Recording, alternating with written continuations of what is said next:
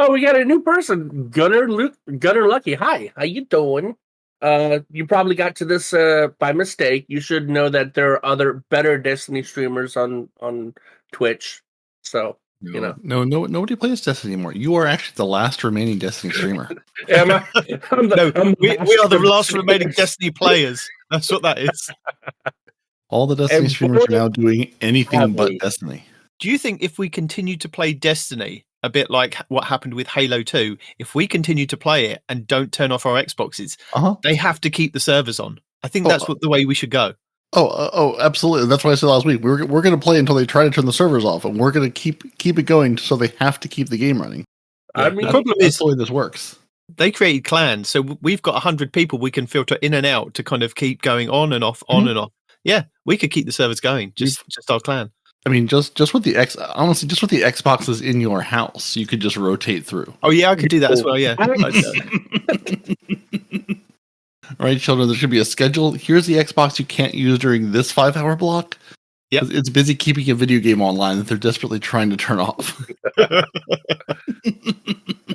Just don't tell the wife which video game it is. Okay, yeah, no. Keep that to yourself. No, the TV won't be on, just the Xbox. I see. So what is the last remaining Destiny player doing this morning? I don't know yet. I guess I'll do the weekly stuff. What are you guys up to? We're here to talk Destiny with you. That's what we're here to do. We've got a show to get started. Do we? Is that why I'm streaming? Going through a whole series of articles that's much like Fallout plays. We're going to go, oh, hey, they got to this article they're going to drop. Oh, well, there's 5. There's 5 articles that they dropped all once? Yeah, there are. And as per usual, Respawn has not read any, isn't going to read any, is going to play Destiny live on stream, so you're going to have all the clicks, all the clacks, and that's it. That's the way we roll. That's right. I got to get that keyboard so you don't hear those clicks and clacks. Thanks for reminding me. Stand by. I'll roll the titles then, shall I? You shall. Welcome to Two Titans and a Hunter, a Destiny 2 podcast. Dedicated in bringing you all the latest information, news, and opinions. This is the best show for new and veteran Guardians alike, where we share tips, tricks, and tools to help you succeed and enjoy playing even more. So with all that said, let me hand you over to your hosts, the Triumph Hunting Titan Night Demon, the pink-panted pansy Peroty, and your Hunter Master Ranger, Mr. No One Respawns in Real Life! I'm not doing Iron Banner while on the podcast because I'm going to get very upset and things are going to be said that you can't take back. You can't be as upset as I am with Iron Banner. Let's just dive straight in with that this week. Yeah. So how are you enjoying Iron Banner Control, Night Demon? That Bungie went out of their way to tell us last week would be Control. Put on Twitter, even had dates, and said, "Hey, Iron Banner Control." Did you enjoy Iron Banner Control this week?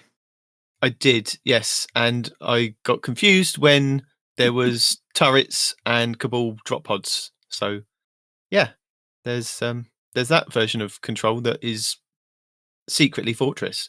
I've got to the point where it's like when I was at school and I would tell a lie to a teacher, and the teacher knew damn well through the evidence that was presented to them that I was lying to them.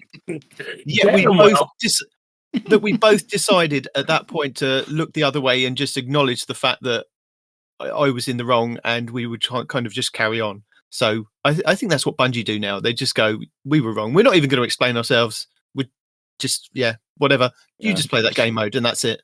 Listen, you're doing an Iron Banner. Which Iron Banner? That's really not for us to decide. Right. I'm pretty sure Zerg just dictates what happens now, and his will is on his own or anyone else's. So yeah, I wasn't sure something. I wasn't sure whether Trials was going to show up at the weekend just to kind of sneak in there and go, "Hey, we're still around. You can come and play us now if you like. If you don't like that Iron Banner stuff." Wait, Trials is still here, or are you just being facetious? There's no way to be sure. You should check. I did check. There's really no way to be certain. It is just Iron Banner for this week, although it's meant to be no Trials when Iron Banner's up now. So, but as discussed, there's a lot of things it's meant to be. Is that the way it is? Who really knows? I mean, it would not surprise me to see Trials up this weekend and they go, well, hey, it's a Trials Iron Banner weekend. But we had some fun, didn't we? We did a stream on Wednesday and had a bit of fun playing Iron Banner Fortress, as it was. Did we have fun? I don't remember. I blocked think- those things out. Some of us were beautifully dressed and color coordinated and had great fun. Yeah. Some of us were that's remotely right. hunters hiding in the I dark. remember now. The fun was being dressed, in colourful get-up, Mhm. swapping out to various different guns that we'd never played with or had played with a long time ago and thought they were really good and didn't think they were any good now, and just messing about with each other in Fortress, not actually winning a single game. Now, That there were was 4 of us. crazy, though. It's not about winning. It's about playing. I can't remember how many games we didn't actually win a played. single one. No, we No. had to play at least 10. We did it for hours. It was more than 10 games, but it was like, and because it's Fortress, you kind of don't get mercied. You just kind of have to play for like the shortest amount of time, which is about 8 minutes, I believe. And it was like, it was just like, oh, we've lost again. Oh, we're going to get close. Oh no, we got stomped. Oh no, we got stomped again. But we got some rewards out of it, and I don't know what else to say. It's just, It was awful. I think it was awful, is what you should say. yeah, it does seem to be that if you go in as a solo player, you have more of a chance of matching with the other solo players and Yes. getting a good chance at kind of either winning or losing. It kind of matches. As soon as you start jumping in with a team, it thinks elite players, that's it. We're just going to whack them in with other elite players. And it's like, Mhm. oh, okay, And the we're doing this matchmaking now. Times just go way up. Going, guys, it's Iron Banner. You don't really need to matchmake it that hard. Just throw us together with someone. It's like no. We need to find the perfect match for these guys. No, you really don't. There's also, I'm completely convinced there was like 6 people playing Iron Banner in Europe, because when Night Demon was hosting us, we played like the same team twice, maybe 3 times in a row, or at least largely the same group of people. And I'm going, so you've got 3 Americans, a British guy, and then like the other 5 people in Europe. Because I'm pretty sure a couple times we launched at like 4v4. Iron Banner is just going. Did. No, we it's just did. going, I don't know where the rest of Europe is. They're off doing better things. Yeah, and what's crazy is everybody knows my distaste for PvP, and a majority of the games, not all of them, but a majority of the games, I was at the top of the leaderboard. I'm like, this is wrong on so many levels. You got Y'all very need to upset. carry me. Yes, y'all are supposed to carry me through this. I'm not supposed to work. You are. Did you see the loadouts we were running, sir? We weren't carrying anybody anywhere. Yeah, But y'all are the we were laying down PvPers, covering not me. fire. You know, we weren't planning on doing any carrying. We were planning on just doing sweet business and kind of, just having fun. We're planning on being silly. We're not planning on doing well. There's no reason to do well in Iron Banner. well, and what- that was we playing succeeded in because engrams. we do not do well. Yeah, see? That's winning. But my plan was going to Iron Banner, control, and just set up on a control point Right. with my sweet business, with other sweet business players, and people come to us. Fortress is a little bit different. You kind of have to move around the map a lot more and do various different things. I know there are control points, but it's a different setup. So sweet business just wasn't working. And that was the flaw in our plan, having to move. Yes. There were some shenanigans. So, like, there was this one game where there was a warlock that Peroty came in and did his melee. I came in, I did my melee, and then we were both shooting him, and he still killed us both. And he wasn't in a healing rift. He just wasn't dying. You know, Those European just warlocks like- are built different. they have to be. It was awful. That whole just PvP in general is just awful. It's not awful. It's changed over the years, and I think with the low player base, it hasn't helped. So, but Did it change not to at being awful? When you take one of your children and then you forget about them for years on end, and then come back and try to go, oh no, we still love you. Guess what? The children don't go. It doesn't go well for you, and that's PvP. It makes me laugh. People are so like, oh no, it's gonna be better. We're gonna save it. Like, no, you're basically just living in the same world as the rest of us. Going, no, it's always going to be weird and unbalanced and strange. This is just what it is. This is the reality. Gambit players have come to this reality ages ago. Welcome, PvP players. Join us. Oh, but apart from that, 10th anniversary stuff. We've done some 10th anniversary stuff. We've gone and got our new armor. Stuff. Yeah, other the stuff. new armor stuff. Yep. I do have one complaint about the Titans. Only one. It does feel like Do you want more? It does feel like my helmet is like just 1 times bigger than my actual head. It feels like when I look at the Titan with this new this 10th anniversary armor set, I feel like I am the kid in Iron Man 2 where Iron Man falls down to save him, and it's meant to be Peter Parker, isn't it? In like the MCU canon, he's got that huge oversized Iron Man mask on. That's how I feel, and when you look at it, it looks the same. So, oversized shoulders, okay. Oversized heads, not okay. No. Okay.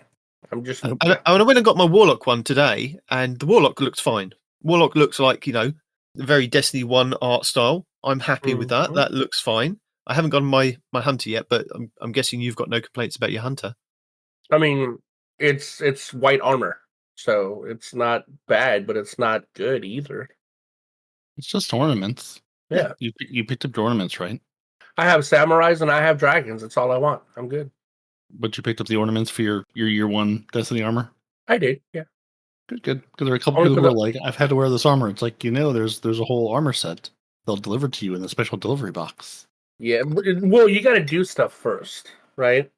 Yeah, they don't just give it to you. You have to go around in not Neo Luma, Pale Heart, and you have to collect them all from the chests. And then once you get the chest, then you go to the kiosk at the tower right next to Banshee 44, and then they'll give you the ornament versions of those. So, yeah.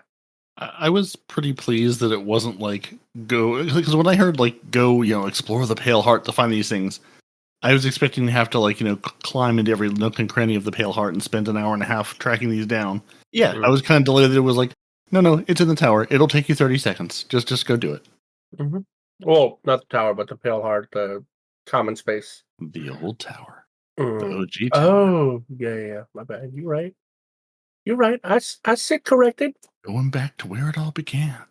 Other than the 10th anniversary thing, which I was expecting more from, not just an armor set that is. I mean, I get the idea is to like be, we're going back to our roots or whatever, to give you an armor set that was conceptualized but never happened, I believe was what they were saying.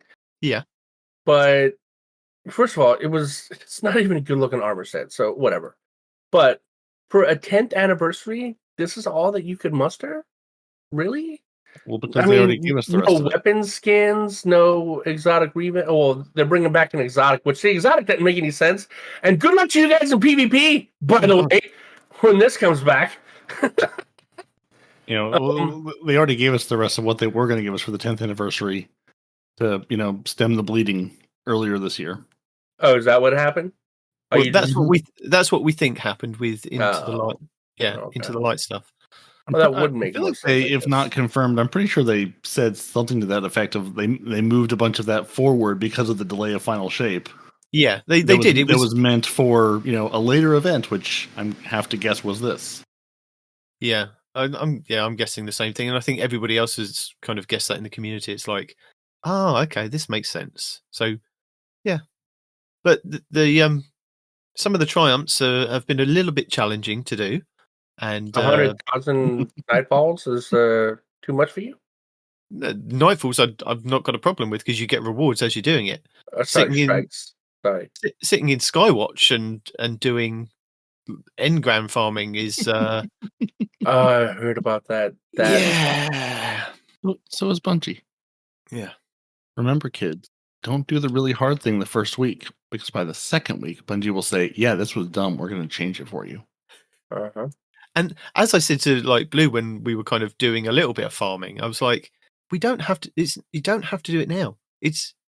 I'm guessing there's the cutoff date's going to be like in 6 months' time. We don't need to rush. It's not like you've only got a week to do it. So like the Sword Week stuff, the challenges for that were only for that week. So it was kind of go and do the stuff there, and then kind of get on with the 10th anniversary stuff until Iron Banner turns around and gives us something to do. But yeah, there's no rush. And I used the Cheese Forever video. He's got a couple of videos I'll put in the show notes going over how to get into the Skywatch solo and block your matchmaking so nobody can join you. There's nobody around. So you can kind of just go there It's not that complicated, just loading into different accounts and things on Xbox. And he's got one version for Xbox, PlayStation, and one for PC. So it's nothing, no network manipulation. It's kind of all legit, so that you can kind of just get into your own area and do your own stuff if you want to. And it's something that's been around for at least 3 years from the video, but I will link all that stuff in the show notes if you're wanting to kind of do those farming things. Yeah, and if you're concerned about the Cosmodrome farming, one, you have until they drop Codename Alpha, so or Codename Apollo, is that what? Yeah, Codename Apollo. Yeah, so like Apollo, you have until 2025, sometime next year, and when that drops, to get the 10th anniversary stuff done. And also, they've literally said this week, "Hey, we heard your cries. We're going to up the enemy density." So like they haven't said exactly when, but like in the next patch or two, they're going to up the enemy density in Skywatch. So you'll be able to get those kills quicker and engrams quicker. Unless you're like some people who have already spent 5 hours in Skywatch and got it all done. Or, I mean, like, just because the part that would have made it easier is they say collect engrams, right? You can collect engrams from chests and all this other stuff. Why exclude those is the part that I don't understand, Why Have you met only... Destiny? Huh? Have you met Destiny? I mean, look, we abandoned yes. logic in 2014, sir. I mean, look, if you want specific enemy drops, then say that. Say drops from enemies, not just, hey, collect engrams. Cool. I've collected 20 engrams. None of those count. But not that one. Also, make sure you're wearing your armor. Otherwise, you'll collect them and nothing will happen. Yeah, that too. Oh, and Cheese Forever has a video on that as well. So, that we go around the Pale Heart and we collect the chests and we get, like, it's high stat armor. High stat armor, and we get, like... maybe you get high stat armor. Yeah, for real. But yes, in theory, I've heard this is a thing that can happen. Yeah, so you get high stat armor. You can then go to the tower and pick up ornaments that look the same that you can put on your actual kind of armor that you want to keep if you want to kind of dismantle or infuse those armor pieces that you get from the Pale Heart. But you can do what they kind of do in Iron Banner to duplicate how many pieces that you've got on. So if you wear one piece that is the new armor set that you've been given, and then put an ornament on top of it of the armor set, it then counts that you've got all 5 pieces of the armor set, so you can wear an exotic and go off and do what you want to kind of do with the exotic on. I thought that's quite handy. Yeah, I'd forgotten all about that. I saw that video and was like, "Oh right, I've done that on Iron Banner before. Did I remember it existed? Nope, not at all." Someone's got to. Yeah. So yeah, anything to kind of do that, I will stick in the show notes, or you can go and check out Cheese Forever, as we always have him permanently linked in our show notes, because his videos and Plunder the Booty's videos are fantastic. Builds and then cheeses. Brilliant. Jeez. I hadn't heard anything from Plunder in a while, though. I miss him. Well, maybe you should message him. I hadn't seen much from Cheese in a while. But again, there's not much to cheese these days, I guess. Now we're back. People are choosing other games now. Yeah. Now, Lord Respawn, where would you like to go first in our discussion on the show this week? Would you like to go to the update 8.0.5.4? Would you like to go to This Week in Destiny, which then kind of cuts into other things that we can kind of talk about? Or do you want to talk about the 10 years of Destiny? Or do you want to talk about paving the way? I'm just checking with you where you want to kind of go now. I don't know. You tell me. Okay. Well, should we talk about the 10 years of Destiny? No. Let's talk about... Kidding. Where are you reading that at? Just in general? On Bungie.net. So not the Twid. Could be. No, there's as discussed many articles this week. They dropped all of them. I checked with you what we were going to go fill first. I don't know. Oh, there it is. So the TLDR is 10 Years of Destiny happened on September 9th. We've got like an in-game event that's currently going on that you can kind of get a triumph and a seal and some armor. And my ones, touch wood, have all been high stat armor. Yours may not be, but they are. They go over some of the art for Destiny 2 for some armor and some weapons and some concept stuff. And then they go over the Destiny art tour that's actually happening that they did go over in the TWAB a couple of months back. So just to refresh you, we've got Los Angeles, New York, and London. And Los Angeles is first from September 14th to the 22nd. New York, you've got October 17th to the 20th. And London have got November 6th to the 10th.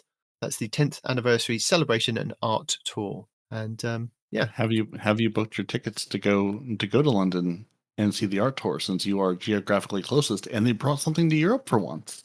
Yeah, They're not going to make you fly to New York or LA. I will book these to go. I'm going to take my daughter one day, and we're going to go up and see it. So the exhibition entrance is free and open to the public, and they'll celebrate with an open night reception at each local RSVP required, special prizes, and even more special guests. So plan to meet up with your fire team for what's, to be sure, a unique and unforgettable experience. So I'm going to go and do that.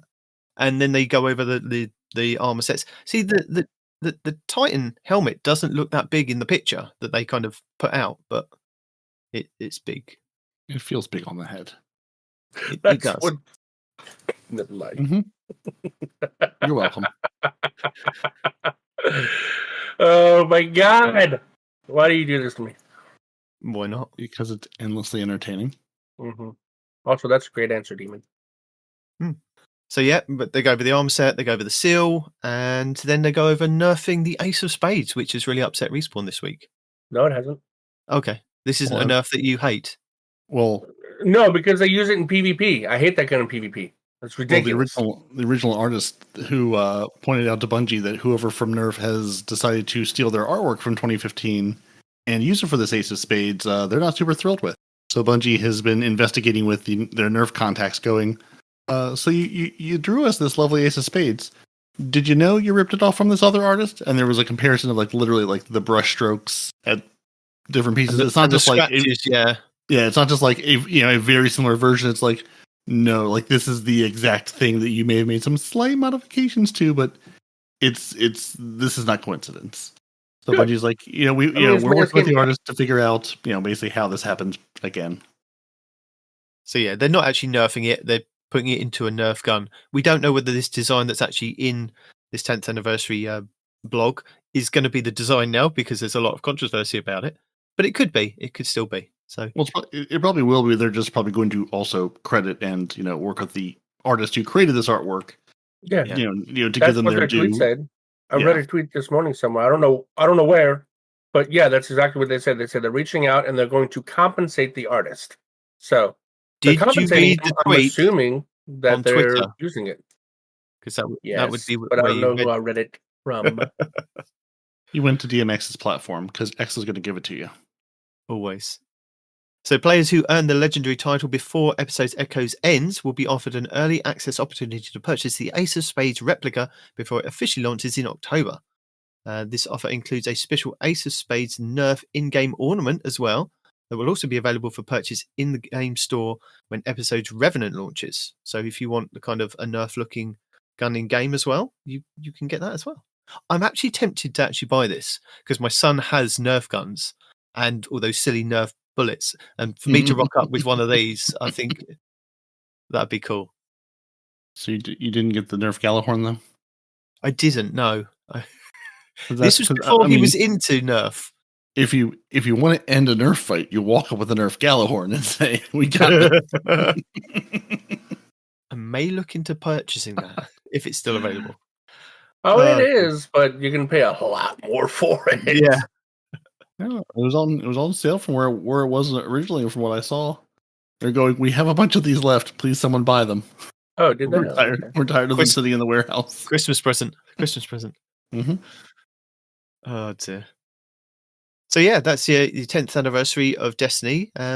More stuff to come, as depicted in the picture on the top of the screen. So yeah, there's not a legendary gun, an exotic gun that has been teased in the artwork for the 10th anniversary. Teased. Bungie said it's coming. Well, putting it in the picture is also a tease. Yeah. Yeah. Well, Bungie said it's coming. They said there's a new weapon that's coming that's going to make you feel the chill, and it's going to break the ice. It's like, really? Because we have laid off all of our new exotic weapon designers, and we can't bring you new things anymore. Never mind the new things they've brought us. They're also going to bring us back all the old new things, where I'm like, I switched over to Dim this week, and I have that weapon. I was staring right at it going, yep, it's there. If I wanted to play with it, I could go back and play with it. So, for those of you that don't know what's going on, there is a sniper rifle from D1 called the Icebreaker, right? And I know you guys are groaning like, oh, another sniper. Well, this particular sniper broke Destiny 1 because it was the second gun that had infinite ammo, the first being a shotgun, I believe, right? The remote something. I think the Icebreaker was first, but I wouldn't swear Was by it first? memory. Okay. Well, Either way. what it was is you couldn't get any ammo for the gun, right? You had 6 rounds and that was it. But here's the catch. Whenever you would fire off a round, another one would come into your magazine, 6 seconds later? 3 Yeah, I seconds think they later? changed the timings every now and then, but yeah, it was about Yeah. 6 seconds. Yeah. So, you'd have a sniper rifle with infinite ammo, and it really changed the whole cheesing bosses landscape because you just get into a place where they can't get you and just icebreaker them to death, right? Yeah. And then they changed how long it took to get the ammo back, and then they did not at all change the fact that it had infinite ammo in PvP. So, guess how that went? Yeah. Yeah. Right? I mean, like infinite ammo, but very slowly infinite ammo. But yeah, It I'm wasn't just wondering yeah. what since they've said all the things they've said about not wanting to bring weapons back into the sandbox that pull ammo out of the ether. Mhm. What are we going to do with the That's weapon whose exactly what I'm saying. literally whole thing is that? Yeah, they did make a point of saying that they wouldn't bring things like this back. So I don't understand why they are bringing it back, because they had things like the what was the primary one called? The remote control, is that the one Respawn was trying to think of? No, the Invective, I think, was the shotgun that he was talking Oh, about. right. That, Yeah. The weapon was it generated Invective? ammo over time. Oh. Yeah, the Invective was the shotgun, solar shotgun. No, the sniper that was the primary sniper that everybody loved, that had that really weird sight on it, and I can't remember what it is. I'm having a look in my item All I manager. can think is Whisper. I can't remember another one. No, it wasn't the Whisper. It was. Yeah, 'cause that wasn't primary. Are you talking about the one with no scope? No Land Beyond? No, Oh, Land Beyond. That's what yeah. what it was. Yeah, That's right. I think I must have dismantled my one. Oh, it's because That I wouldn't think have. I thought that was just No, No. it didn't have infinite ammo. No. no, it didn't. No, but what I'm saying is that one was a little bit more beloved than Icebreaker. I think that one would have been quite unique to bring back because of the way It had a love-hate firing. relationship. It was a sniper rifle, but again, for those of you that don't know, because Nadim was not explaining this, and we're getting yelled at for not explaining this, is the No Land Beyond was a sniper rifle. It was the only primary ammo sniper rifle in the game, and it had no scope. You had these really wonky iron sights on it, and like it was infuriating when somebody was good enough to use it in PvP, and then you get killed, and you see you got killed by the No Land Beyond. You just uninstall Destiny at that point, right? No, you didn't. But no, yeah, I mean, it was pretty good. Not pretty good. I never used it because why? But other people did use it to very great effect, and because it was a primary instead of a special, it did something to the ammo that I can't remember because it's been so daggum long. But yeah, I just think it hit like a truck as well, didn't it? Yeah. It was really slow to kind of reload. Yeah. it was a bolt action. That's the other thing. It was a bolt action, no scope sniper rifle. You're right. Yeah. Yeah, and it had mulligan on it, so if you missed your shot, it would return it to you. And it had a perk called the Master, so if you increase your precision damage and kills briefly increase your damage against your next target. So it had a bunch of, you can either snowball and keep doing more damage, or if you miss a shot, you got to try again. Yeah, and it was one of those. If you were good at it, if you could use that bolt action sniper rifle, have at it. You could lay waste. The rest of us said, "Yep, that's a gun, and you can sit right here in the vault where you belong." Yeah, but the Icebreaker, that's the one that's coming back. I'll go over the perks for that. It had no backpack, which cannot be reloaded, but it regenerates ammo over time. It also had mulligan, so if you miss a shot, I forgot about that. Missing a shot has a chance to return ammo directly to the magazine. It then had a choice between snapshot sights, lightweight, which is when held, this weapon grants +2 character agility, and it also had quick draw on there. And then the Icebreaker perk was Icebreaker victims spontaneous combust, dealing damage to others nearby. So yeah, I wonder what they're going to keep do everything except the regenerating ammo part. But no, because then you only get the 6 round. No, I wonder how they're going to rework.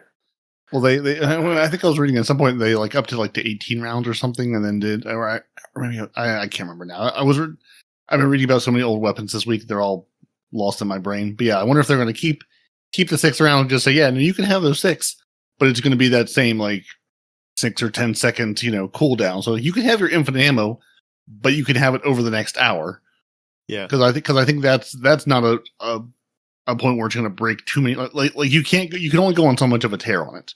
You can go and get 6 kills, but then you're waiting a while to get anything else after that, or maybe fixing it where like if you use all 6 quickly, sort of like the quicker you use those shots, the longer it takes for them to come back versus something else. But yeah, I saw that and just had the same sort of tired sigh as maybe many of the rest of us did, going, okay, so you're going to bring the thing back that you said you didn't want to bring back. Okay, that's certainly a choice. That tracks. Yeah. I don't know when we're getting that. Do you guys know? Have they said? Yeah, they said at the beginning of the next episode. Okay, so it's not now kind of thing. So No. we've got to wait a couple of weeks, 2 or 3 weeks. Okay, fair enough. So it is coming back eventually. And I was telling Micah that because he was laughing at me because of all the nerfs they've done to hunters. I was like, yeah, but you're a PvP player and Icebreaker's coming back. He goes, what? I'm like, yeah, have fun with that. Yeah, I think the thing is though that the sandbox has changed so much with the way that kind of snipers work in PvP. I don't think it's going to be that bad in PvP, and they can balance it separately to PvE. And I think in PvE, it's just going to be a choice. So there are many other snipers out there that do really, really, cool stuff. A bit like, the Supremacy, the God Roll Supremacy. I mean, what's that one that you're looking for with the Supremacy? It's the 4 times a charm and rewind rounds. And you can craft that to be that. And that is a boss DPS king, isn't it? Yes. Very good. Yeah, So it's got to compete. So it's got to kind of do something against legendaries that can kind of just keep procking that ammo. Does it though? Yeah, like the sandbox has changed so much. I mean, there's something where it's like the Gallahorn, which was always going to be good because of what it is. It's like a sniper rifle that gives you ammo over time. It's like, is that a thing?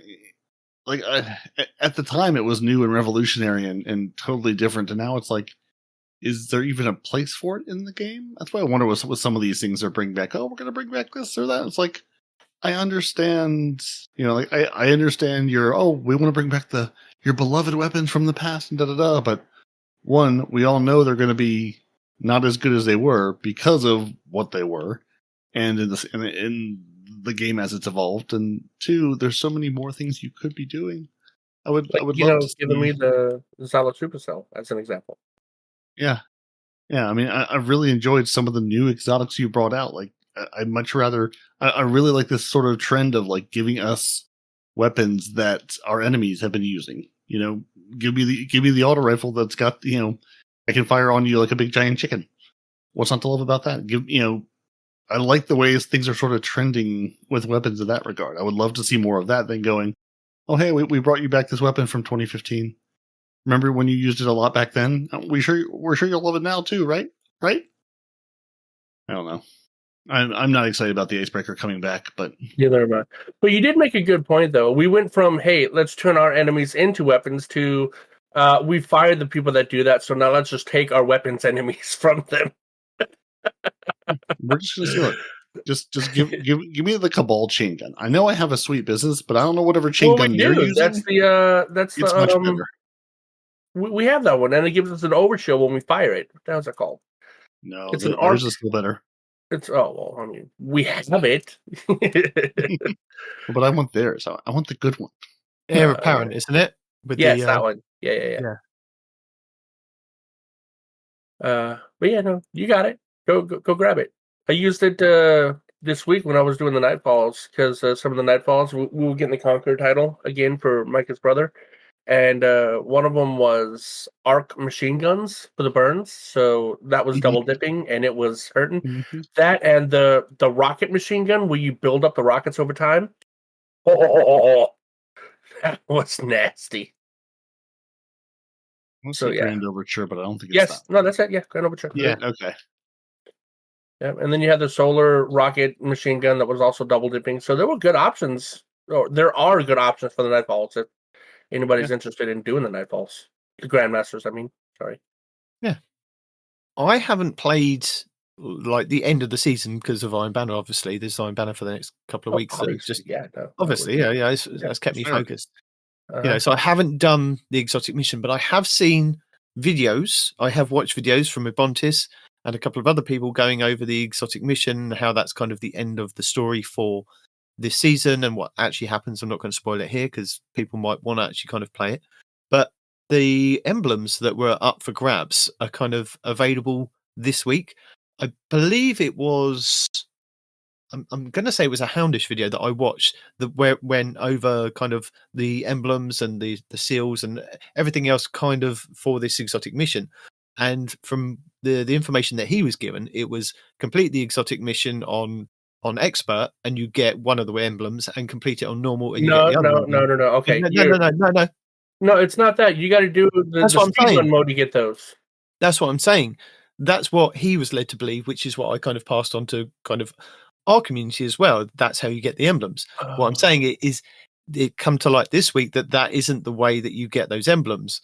There is ways of getting the emblems, but you kind of have to have done all of the past couple of weeks' story, or all the Echo story, and then you have to use your Whisper, your exotic sniper, to gain access to one of the other emblems. And there are videos I will put in the show notes if you are interested, if you haven't already done it. So yeah, so you need an exotic, which is up all the time. So if you go to the Legends tab, you can do the Whisper mission to get the Whisper sniper rifle, to then complete this mission, this exotic mission, the Encore exotic mission, to get a secret path to kind of, yeah.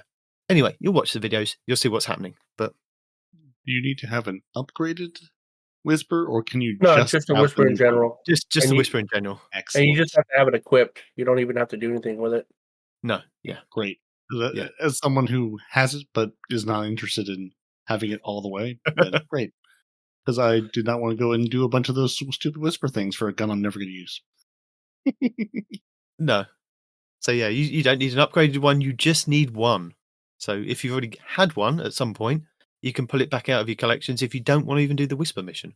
It will still just work. Yeah, there you go. Sorted. Done and dusted. Yeah. So I'm going to deviate and talk about the update 8.0.5.4 that happened this week on September 10th at Reset, and tell you about all the wonderful things that have happened that have kind of been fixed. So yeah, here we go.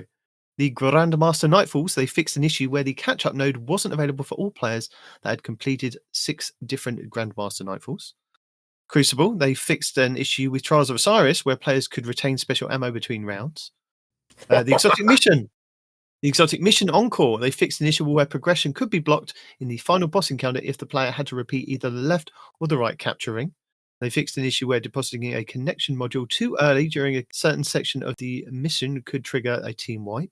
They've set the text and waypoint of certain steps of the final boss encounter sequence to always appear on screen to help clarify the needs to repeat the sequence from beginning after the DPS window ends. Gameplay and investment weapons. They fixed an issue where Ariana's Veil was not correctly dealing 67% increased damage to barrier champions. In addition, they've removed a minus 40% scaler the weapon had dealing damage against barrier champions' shields. Abilities. The Hunters have had a little tickle this week. Threaded Spectre. They've increased the cooldown duration of the Marksman dodge and Gambler's dodge when Threaded Spectre is equipped. They've removed dodge cooldown penalties after creating a clone. If the clone is destroyed by attacks, it no longer spawns threadlings. Increase the amount. Oh my god! Really? Okay. They've increased the amount of time the clone will distract nearby combatants before exploding. Snare bomb. They've reduced the time that the smoke bomb projectile lingers in the world from 10 seconds to 3.5. Ooh. And reduced the player's movement speed penalty imparted by the smoke by 25%. Titans, they fixed an issue where some players had the Twilight Arsenal super unlocked for Prismatic, but not their Void subclass. And grenades, Swarm Grenades increased Swarm Grenade base cooldown duration by 15% and moved the Swarm Grenade to a slower recharge tier for non-passive grenade energy gains. UI and UX, Fireteam Finder, they fixed an issue where the Encore mission would not appear as an option in the Fireteam Finder. Due to the Fireteam Finder display criteria, players should only expect to see entries, standard and expert, for the versions of the mission that they can currently launch from the helm. So there you go. That's what happened. And I will direct you to the Sewalabra video entitled, "We Waited All This Time for This? Come on, man." About the Hunter nerfs, which his assessment is basically, yeah, you kind of change things, but it doesn't really matter. It doesn't really do a whole lot. Like the moving in the smoke speed is a little bit different, and the shooting the Spectre doesn't produce a whole bunch of threadlings coming after you. But he's like, that's it. That's kind of all it was. That's a huge nerf. I mean, you they didn't reduce the threadling damage, or they didn't reduce the tracking. Well, they did do that already. No, they eliminated the threadlings in its entirety. That's not just a nerf. That's a change in the base mechanic of the ability. In PvP, you have enough tools. No, they didn't say that. That's only happening in PvP. That they said they changed that so it doesn't do that anymore. So, it sounds like that translates to PvE as well, with the threadling thing. I don't know. You have to tell us. I was thinking it was a PvP change, but don't know. Don't have any of that, so you can tell me. That's shenanigans. Absolutely. Sewalabra was reviewing in PvP, so which I assumed is where he was at least interested in using it. Yeah, it's problematic, supposedly. Huh. Well, there you go. So yeah, that's all the stuff I'm going to tell you about, and I'm now going to hand you over to Peroty, who's got you covered this week. He is our Ebontis. He's our Fallout Plays. He's going to explain to you exactly what Destiny 2 Codename Frontiers is all about. So get hyped, get excited, because Respawn won't.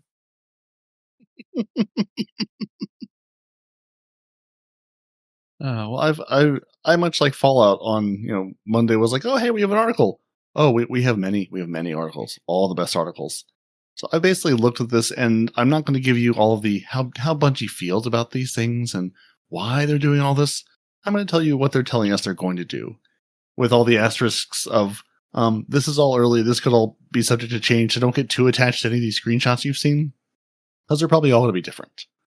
So in paving the way to the new frontiers, to celebrate their 10-year anniversary, they're going to tell us what the next number of years are going to say. They've said a number of times, this is our next multi-year adventure we're about to go on. They're not promising us another 10, but I'm sure they're hopeful it's at least another 10. Uh-huh. So we're basically end in bankruptcy. Everything ends in bankruptcy eventually. So we're moving back into the 2 expansions per year system. We're going to have 2 major expansions each year, 4 major updates of free content every year. And our next expansion is Codename Apollo. So, we have until Codename Apollo drops to do all of your 10th anniversary stuff, so don't stress getting it done quickly. Tyson Green is here to tell us about who is our current game director for Destiny 2, to speak about the team's vision for Destiny.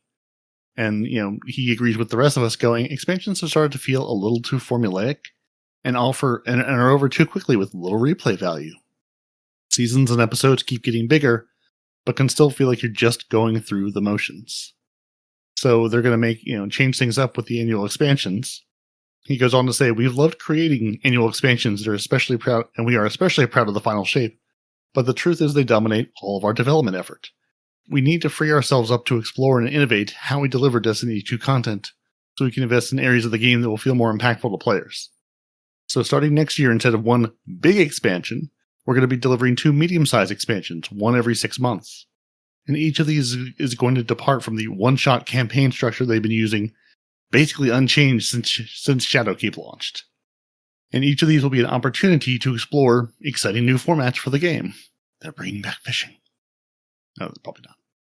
We're actively prototyping non-linear campaigns, explorations similar to the Dreaming City or Metroidvanias, and even more unusual formats like roguelike or survival shooters. Each expansion will present a new opportunity to try something different. But departing from the one-shot campaigns does not mean they're turning away from the great storytelling. And if you're sitting here going, what's a Metroidvania? I know that term, but what does it mean? It's basically a side-scroller. Sorry, I thought you were asking. Well, I'm asking, and then I'm going to answer and say, it's a side-scroller, but it's also a combination of platforming, exploration, acquisition of abilities that, allow players access to new parts of the world. Come from a mashup of, Metroid and Castlevania, if you're old enough to have played those in their heyday. Ah, okay. So we're also going to look at our seasonal model. So instead of the 3 episodes, they'll be bringing 4 major updates each year, once every 3 months. Each expansion will launch aside of a major update at the start of a season, and then the second major update will follow 3 months later to refresh the core game with new and reprised content. And this is going to include, your activities, strikes, exotic missions, entirely new modes like Onslaught, your rewards, weapons, armor, artifact mods, exotics, and more, new weekly events, new features, combat meta, and balance updates. So basically refreshing all of those, 4 times a year instead of just going, hey, we're going to give you a big long seasonal drop and then touch it periodically. Have a mid-season patch that's going to be between, 2 and 4 months into the season, because who knows when the midpoint really is. Yeah.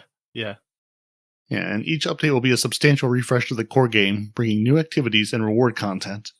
We're also excited to announce that, like Destiny 2 Into the Light, these updates and their content will be free to all players. So again, you're going to buy the big major expansion, but then, basically the next, 3 drops that come with it are going to be free to everyone playing the game. And what the game is going to be? Well, we're going to make changes to our core game, the evergreen activities that all players will experience.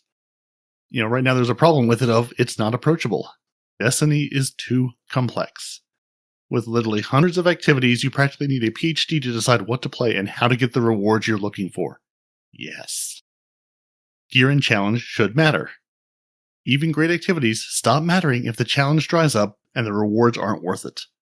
So we're investing in a greatly improved challenge customization system to let players of any skill level find the right challenge for them, with rewards that are improved based on the challenges you take on. These won't just be simple, incoming damage increases either. The team's cooking up some great gameplay modifiers that give enemies some exciting tools to mix things up on every run.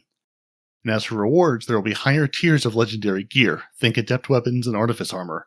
They'll be available from these higher challenge activities in a much wider range of varieties of activities, both PvE and PvP.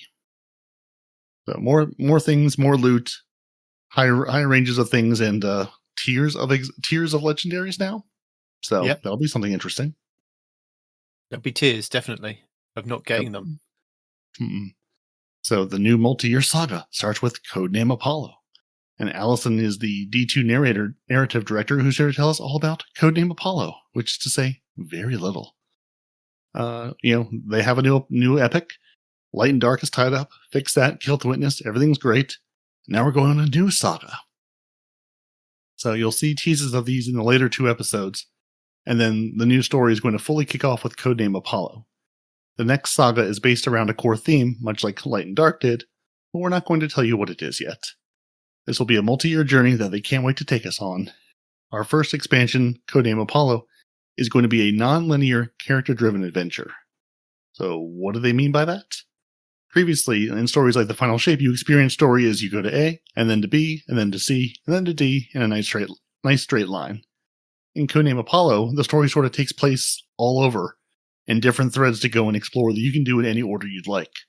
So when you land on our brand new location, you start at A, but then maybe you want to go explore C over here, and then circle back and go over to B, and then head on to D and investigate that. Or do things in whatever option, whatever way you want to. Basically, and for the options you didn't choose, you'll go back and, play them later through, but you don't have to go mission by mission by mission. It's, hey, here's the 4 points you need to get to. Do them in any order you see fit. So if something's too hard or too easy, or if you're going, I'd rather play this with a buddy of mine, go do something else and you can still make progress, and then go back and play the other pieces at your leisure. Destiny is at its best when it's mysterious, weird, and not afraid to try new things. So this shift to nonlinear stories isn't something we're locking ourselves into, but it is in the structure that fits, it's a structure that fits Codename Apollo best. The narrative structure of the release that will follow will be quite different, a structure to suit that game's experience, and we want to continue to innovate with each expansion across both gameplay and narrative. And they also believe in rewarding players for paying attention without punishing someone for not knowing something. That way everyone gets to come along for the ride no matter how deep in the lore they are. So you can know exactly what you're going to do, or you can say, I've skipped all the cutscenes, I'm just here to shoot aliens in the face, and you'll still have a good time. And for all the mentions of... basically. Yeah. And for all the mentions of free content, they say right here at the end, some content on PS4 and 5 will require that all active PlayStation Plus subscriptions to access.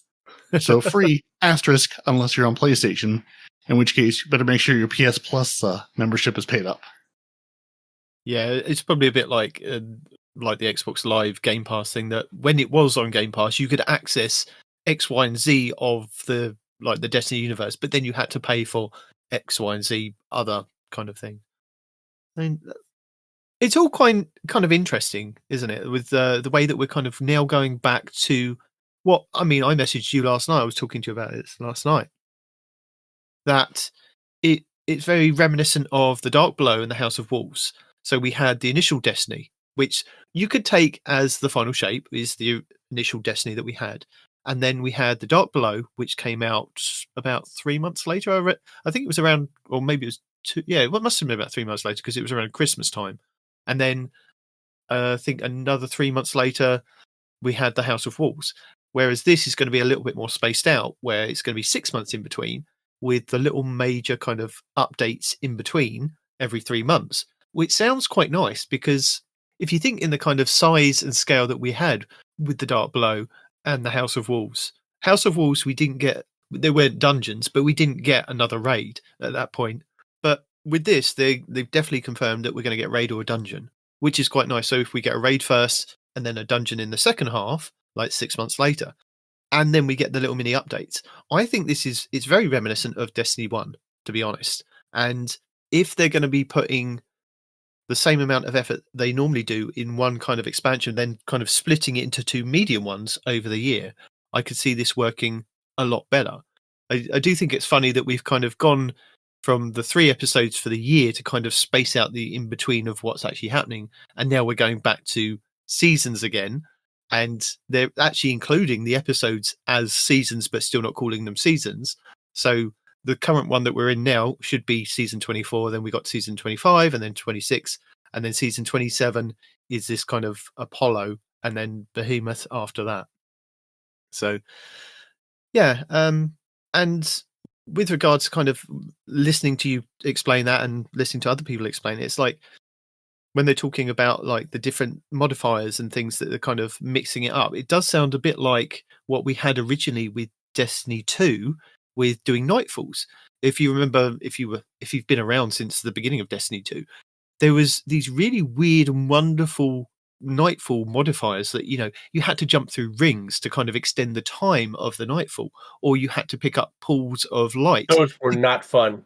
Were not fun. No, but they were different modifiers. And when I was thinking about this, I was thinking about, again, going back to my Gears of War days and playing Gears of War Horde. You can set up how you want to play Gears of War Horde. You can play just kind of a casual kind of Horde mode, which has like the basic modifiers on the, enemies every 10 rounds kind of increase their damage and you take less damage or whatever. But you could add your own modifiers on, and they rotate, I believe it is daily with Gears of War 5. So you could get different modifiers each day that you can select from to make it either harder for yourself or easier for yourself, depending on the modifiers. And it sounds like that's very similar to how they're kind of thinking to kind of innovate the game here. And that sounds quite cool, because the harder you make the Horde mode in Gears, the better your rewards were at the end of completing like the 50 waves. And I could see that actually happening here, is that, if you step it up to kind of the expert version of the Grandmaster, you could get X, Y, and Z from it, from kind of setting it up. And that sounds kind of exciting. Yeah, the thing I also was trying to remember, I can't remember the name of it, but remember in the Nightfalls where we had something where you could basically go in and like, I can't remember if it was an item you had in your inventory where you could like up the difficulty and apply different modifiers and burns. Yes. To basically say, well, I'm going to run this Nightfall. You can sort of customize it to be exactly how hard you want it to be, what modifiers you wanted, and I'm pretty sure the rewards would ramp up based on that. So if you said, hey, let me run Extinguish and let me run, I have to pick up all my pools of life to heal it all and run all that, you'll get much better rewards after running the Nightfalls. That's what was going through my head reading this. Yes. Yeah, so new again. Yeah. Again, yeah, back for Destiny 2, it was like you had that little card, couldn't you, that you could kind of make or plus or minus on it, whether you were kind of a higher in light or a low in light, and it would kind of adjust the Nightfall to be that. And I think that was one of the iterations that they kind of came out with from doing these kind of various different things in the Nightfall Well, to I keep can them tell kind of you, fresh. there's another game right now that I'm actively playing that some people think is popular that was already doing exactly that. So it kind of sounds like Destiny's borrowing some stuff. Everybody borrows and takes Yeah, different elements from other games. I said borrow. I didn't say the other word. yeah. I mean, the video games are incestuous. Everybody borrows from everybody else, and they should. Incestuous. That's very And they, sh- Alabama and, and and of they should. you. That's how you get a better game. Going, hey, this is a good idea. Let's put a spin on this in our world. We were fishing, okay? I mean, we were fishing in my looter shooter. I'm excited to see where they take us with this because I'm interested. I've been interested in sort of like the weirder seasons they've done again, like with the fishing activities and just sort of some of the weirder stuff they've thrown at us.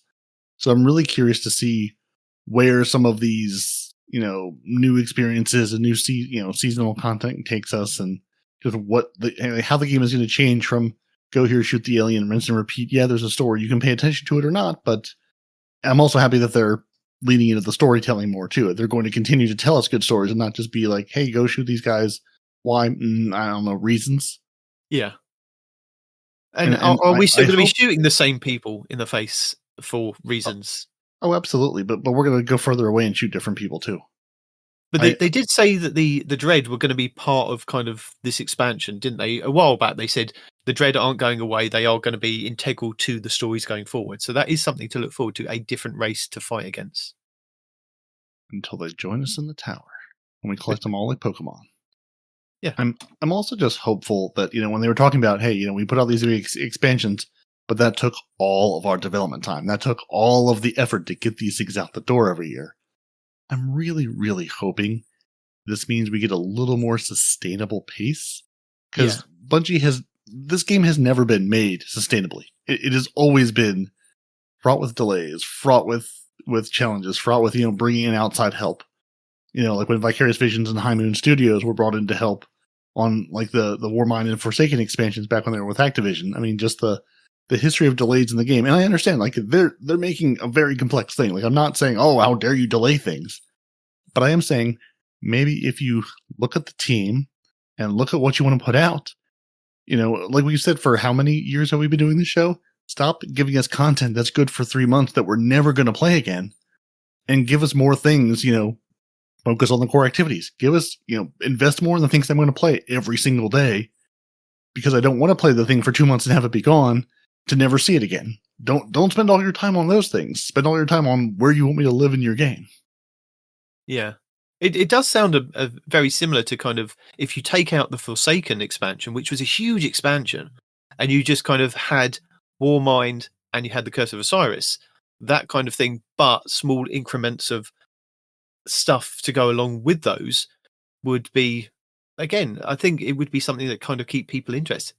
And the non-linear part of the Apollo, it sounds quite interesting. And Ebontis was explaining it on when he did a breakdown of it when it kind of dropped on Monday.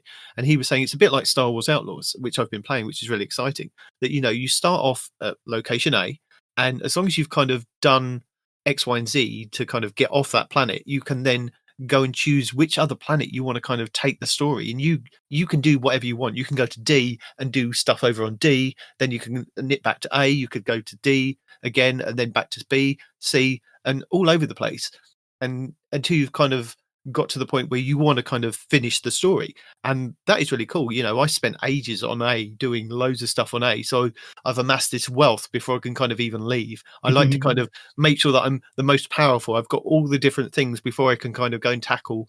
You're an RPG player. Yeah. So I know that if when I leave this planet, I can then go to that planet, and I've got a little bit more of a leg up on what I want to kind of tackle. I know it's going to be a little bit harder, but I can kind of go and do that. And that's exciting about doing something different in Destiny with the kind of the core story. Is also nice to hear that they're, again, borrowing from somewhere else. And it's not necessarily Star Wars Outlaws. It's other games as well that have kind of done that. But just recently, Star Wars Outlaws.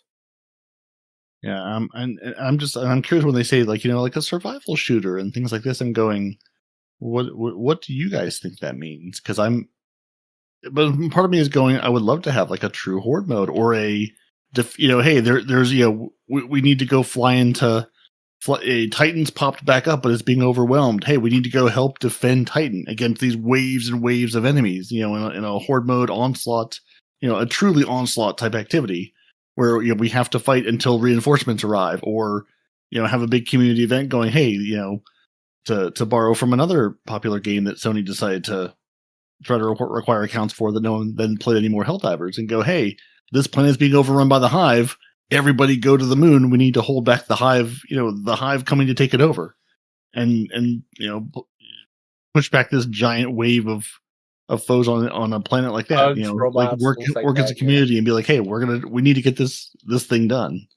I think there's a lot of interesting ways to take the game, and I'm really curious.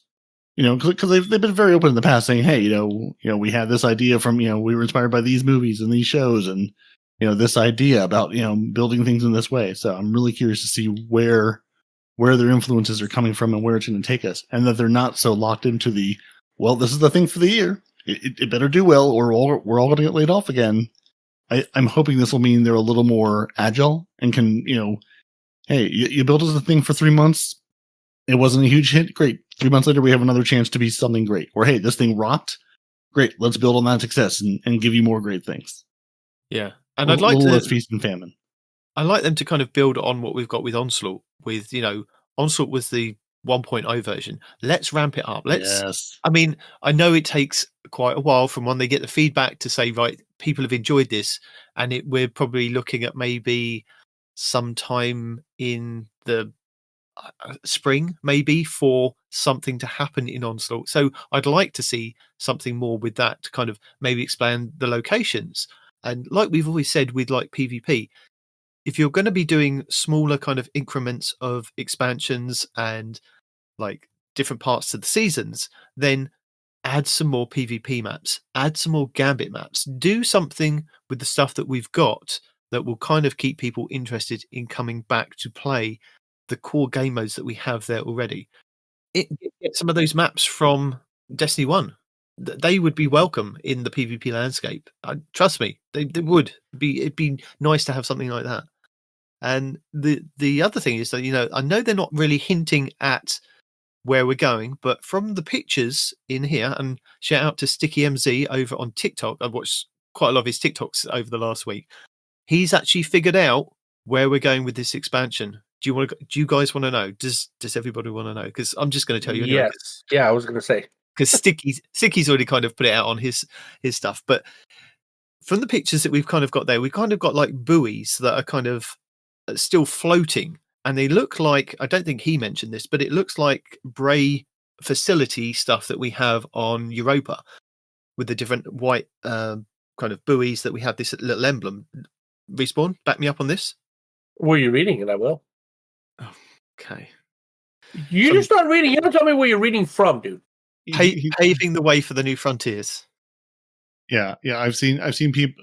Somebody on Twitter who was one of, unfortunately, the people laid off from Bungie, basically looking at that picture and was just like beside themselves, going, "I can't tell you what this is, but you're all gonna lose your minds when you find out what it is." Oh, which made me excited for it. Yeah.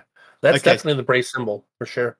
Yeah, it looks like it's like water buoys without the water there. They're still kind of floating, so that something's been dropped, and you can see by the picture that there's a human ship that's kind of just shipwrecked in this carved out ocean. You can still see some of the flora and fauna there. But Sticky MC has worked out that we are going to be going to Enceladus, which is a moon of Saturn. And it has been mentioned apparently a couple of times in lore and recently, and that's where he thinks we're going. So I'm going to go with that. I'm going to go with Sticky on this one. I feel that it's a new location. It's still in our solar system, but it still kind of holds ties to where we've kind of come from, and sounds quite exciting that it is a new place. Not like, oh, it's Titan, but it's been drained by the Taken kind of thing. It is a new place to kind of go and explore. I like I'm sorry. Go on. I was going to go into the visuals of this. I like the the wasteland-ish atmosphere of it. It gives you a foreboding feeling, in my opinion. I kind of dig it. It's because a lot of these places we go, it's like the Vex, where it's all like mechanical, or I mean, It's all I don't know, science and red something like cities. something like that, right? This is just like a desolate wasteland, and not like a technological one like in Russia, right, where there's like broken cars everywhere or whatever. No, this is just like a world that has yet to be developed, or somebody started to develop it and something went horrifically wrong. Yeah. I mean, it does have reminiscence of the Cosmodrome, that one area where there are kind of wrecked ships, but it's a different kind of landscape in the background, different color palette as well.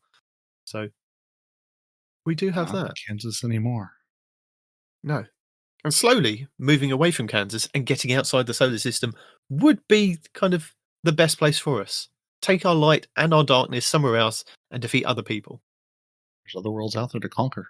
Yeah. Still waiting on the poison subclass, by the way. We have to find that planet first. Or the vampiric subclass, or whatever. Well, once we find the Twilight planet, we can have it. Is that it? So, Peroty, where would we like to go next in our Codename Frontiers? Are we going to the Developer Insight portal, or the core game, or I think the we're core going to take game? a little stop at the core game. Okay, which Core one? game. Activities or portals? Sorry, activities or rewards. Sorry. Well, since we've been talking about our activities, I think we need to tell the people, hey, we're gonna invest in some activities. Cool. So, hey, now let's talk about core game activities. R.I.P. Gambit. The core game is Destiny's always available ritual Not activity going anywhere. offerings, ranging from strikes to crucible to events. Oh, sir. So the TLDR core game activities feature a wide variety of new and updated activities across many types, with an updated selection for every major update. Your challenge customizations will provide a way to adjust activity difficulty with better rewards for those seeking more challenge, and the new portal screen allows for quick access to core game activities, making it easier to find what you want to play. Always a nice thing. So in past Destiny releases, all attention has been paid on a relatively small offering of the newly introduced seasonal activities, most often with a narrow range of difficulty options, if any. Rewards and objectives have all focused on purposeful play into these activities with the exclusion of most others. Think of, every season you're playing the one activity over and over and over again until you're very, very tired of it. And as a result, the ritual game quickly becomes stale and is exhausted of worthwhile rewards. Without any further pursuit requires a pretty deep knowledge of Destiny or online guides to find worthwhile rewards. Basically, my little note to myself was it's the play it till you hate it model.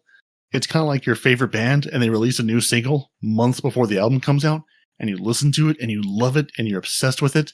And by the time the album comes out, you're so tired of that single, you never want to hear it again for like another 6 months. That's what like playing the Coil was like. It was great for a while, and then you get really, really tired of it. And also Destiny pointing out that you basically need YouTube to play the game. We're not going to tell you where to find things. Hey, you've played the seasonal activity. Great. What else is there? We're not going to tell you. Go to YouTube, figure it out. So they've got some solutions to this, the core game activity offering and the portal. So the core game activities are those accessed, from the new portal screen, and are together with a selection of several dozen new and updated activities that tie into the current seasonal theme and gameplay meta. This selection is updated every major update and includes the current expansion and running events. And they have a nice little screenshot of the portal going, hey, here's all the things you can find that we'll talk about when we get to the portal article. But it's basically, instead of saying, figure out what planet this thing is on, and you don't have to play the game of which icon is this under, which planet is this, how far do I have to scroll over, they're basically going to give you a menu to go to select the activities you want to do. Where's the menu at? It's coming. It's in the portal. Yeah, I know. I was just saying, like, oh, we don't have to go to the menu that we already have. We got to go to a whole new menu. Awesome. No, we're living in a land of and, sir. We can do both. Well, yeah.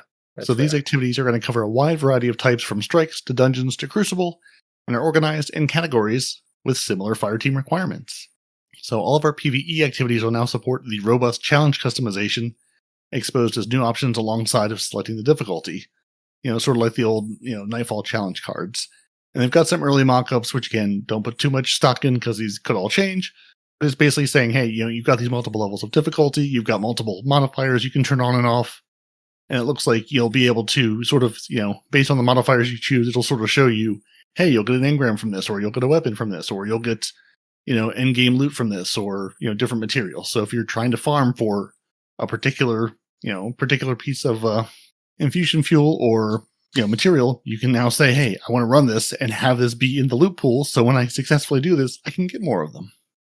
So, and they go on to say these challenges may introduce new enemy combatants to increase the difficulty, introduce new combat challenges that change how you play the game, provide incentives for changing up your build crafting, or raise the power target for the activity, globally increasing the difficulty.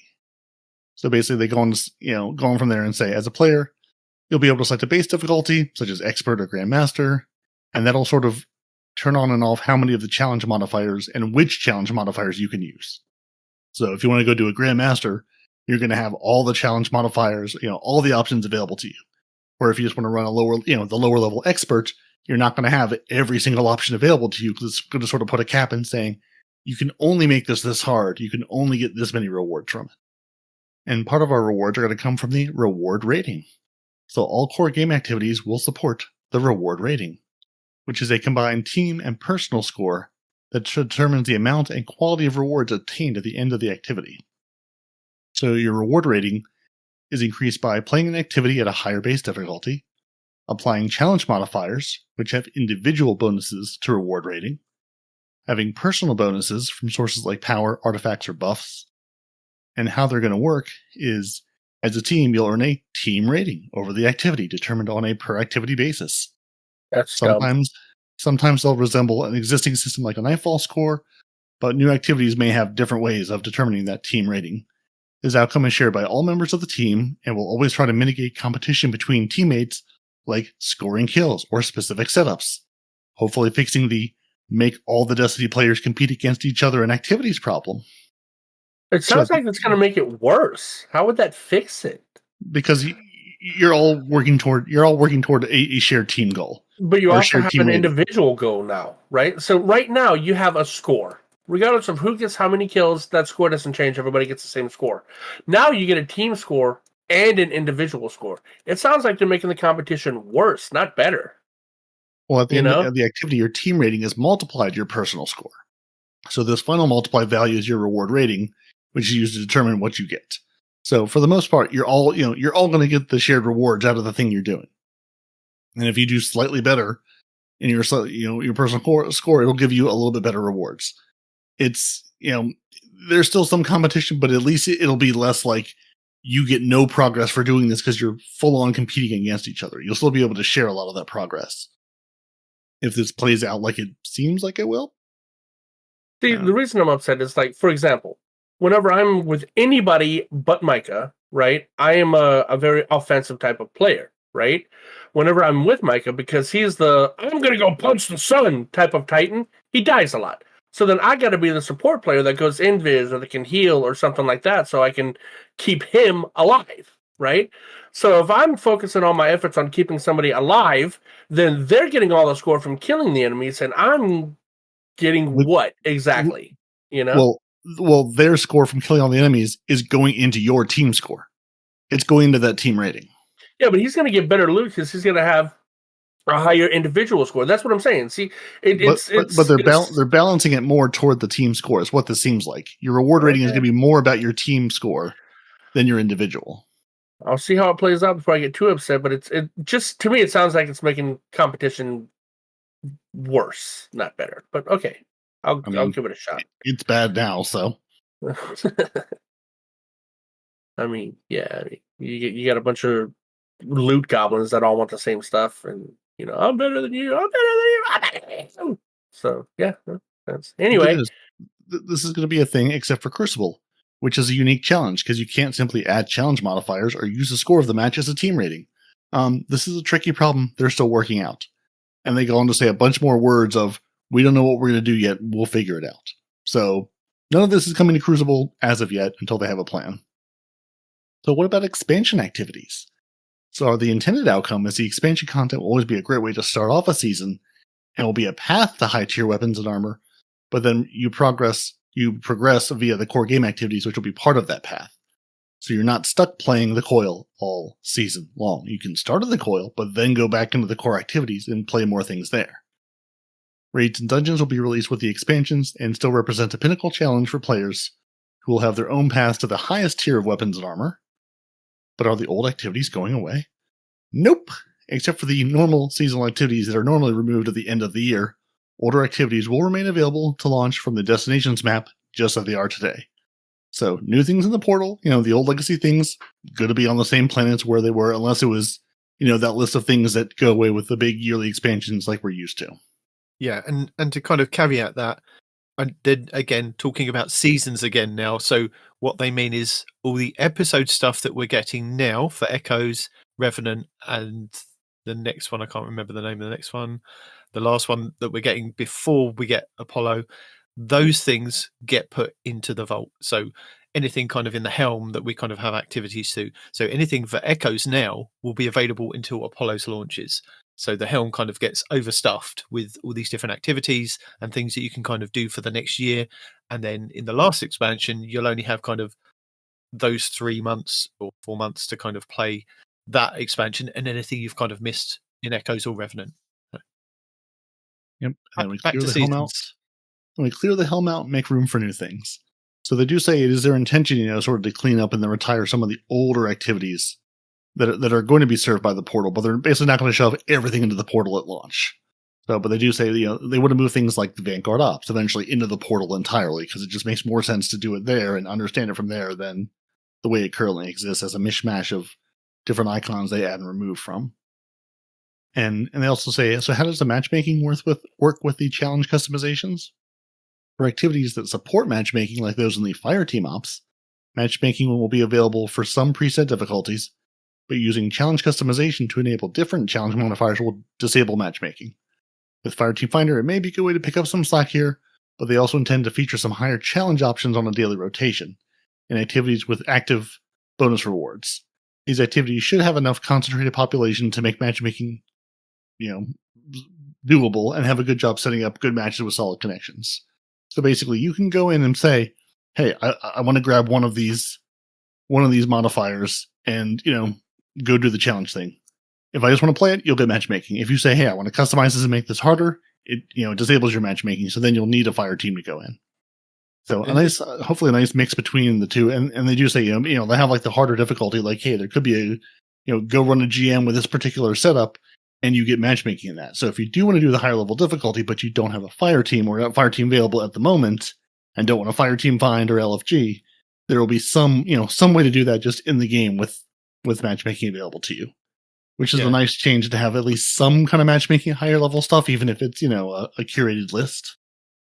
Which is what people have been asking for a long time. Can we do the higher activities and have matchmaking? So I think if this works out, maybe there'll be raids and dungeons included in this, maybe later on down the line, because that is something that people have asked for. And it is a kind of good mix between what we kind of currently have and what we had in kind of Destiny 1 when we didn't have a fire team finder, you didn't have LFGs. It was kind of go on a forum and ask for kind of help and doing different things, or you found a fire team through fire team matchmaking. You then contacted them all and went, do you want to kind of go off and do this at a different kind of X, Y, and Z? So I think it's a good thing of a mix of both. Respawn, any thoughts? I mean, I've said what I had to say about it. Matchmaking in any activity is always a good thing, for the solo players or for the antisocials like hunters. But other than that, I mean, there's a lot of the stuff I'm not keen on. But before I lose my top, or pop my top, I'm just going to see how it plays out. So, yeah, for all it's so early for them. They're giving us like, here's how we hope this will work. Here's how we'd like this to be, and until we see how it's actually implemented and how it actually plays out. Because I agree with you. Like I read this and I was like, well, this should hopefully help the team competing thing. And then my next thought was, depending how they weight it. If it's basically like, you're all going to get the base high team rating and get the good rewards, but maybe someone gets an extra enhancement prism or something for doing slightly better. Right. But if it's going to be, you all get these base rewards, but then you still have to compete with each other for the rewards you actually want. Well, that's silly. So I'm hoping sort of the challenge customization, like if you say, hey, I want to set this activity, so I get my golf ball, I get my prisms, I get a chance for an exotic, whatever it may be, that you're basically going to get that if you succeed. Sort of passing this says, hey, here's what you're going to get, or at least here's the available loot pool, and then it's additive on top of that versus, well, sorry, you didn't quite do well enough against your teammates to get these rewards. Now go do it again. Right. Yeah. I mean, like they said, they had all the screenshots in here and they're like, this is really early. I'm like, yeah, I'm going to glance at this to get an idea of what you're thinking about, but I'm not going to read every icon and go, this icon says this and this icon says that. Cause they're like, this is all super early. It's all going to change. Don't get attached to it. So you're saying I shouldn't get attached to Swordy at tier 5? Nope, you should not. Oh, I was looking forward to Swordy. The hell is Swordy? Well, if you looked at the Developer Insight core game rewards, you'd know what Swordy is. Oh, summon a biscuit. Well, I can tell you all about some rewards. Weapon and armor will be available for a deeper range of quality across all range of activities. Core game activities will have dedicated reward pools for different categories of activities. And gear will be labeled, guess what, guys? New gear during the season it's introduced to be easier to find and build craft around. Nice. They're going to tell us what actually got added to the game versus going, is this the first time I've gotten this gun? Has this been in the game for 6 years, or is this actually new? So, and this is, the problem with sort of things the way they are is in past Destiny seasons, only a narrow range of activities received updated rewards, leading to a narrow selection of activities that are worth playing. These reward pools tend to not be very deep either, with most chases bottoming out with weapon perks or crafting recipes, and the armor really not mattering much, if at all. So the solution, weapon and armor tiers.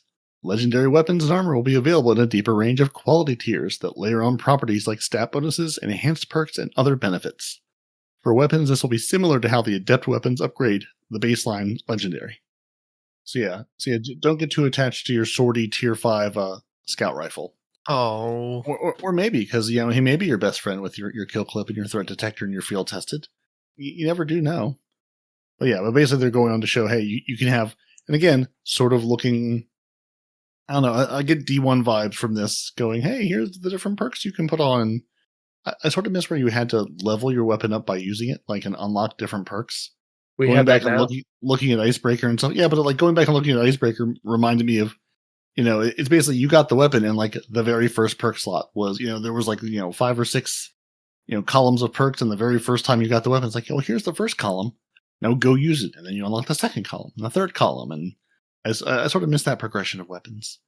But this is very much looking like the, you can enhance it, you can craft it, you can sort of spec it out the way you want it to be. And we're going to have, it looks like, 5 tiers of weaponry. So you can start with the low stuff and make it high stuff, or say, hey, I want to go run the GM Nightfalls and put on all the modifiers and get some tier 5 legendary loot and rewards out of this. So we're also going to change the pools of rewards. Yes, please. So the major core game reward pools are going to be updated in every major update. And they're using major update in all caps. So like, hey, the big things that we're going to give you 4 times a year. Our core PvE rewards that'll be shared among the more accessible PvE activities like strikes. Our core PvP rewards shared across, you guessed it, our more accessible PvP activities like Crucible playlists. Our pinnacle PvE rewards shared among the intrinsically challenging activities for PvE like dungeons. And pinnacle PvP, which, you can guess, is shared among the intrinsically challenging PvP activities like Trials of Osiris. So, more loot pools being refreshed 4 times a year, liking where this is going. So every expansion also contains 2 full reward pools. So the expansion story, rewards shared among the, missions, exploration, and other activities in the expansion content, and your expansion raid and dungeons, which are all of the rewards for your expansion raid and dungeon activities. And they're going to tell us about the new gear. This will be a blanket category for all the weapons and armor newly introduced in the current season, regardless of where it comes from. The new gear will have a special visual treatment to help players identify which weapons or armor sets are new, and which they may therefore benefit from, things like the artifact bonuses, or things that'll be useful for you in the current season.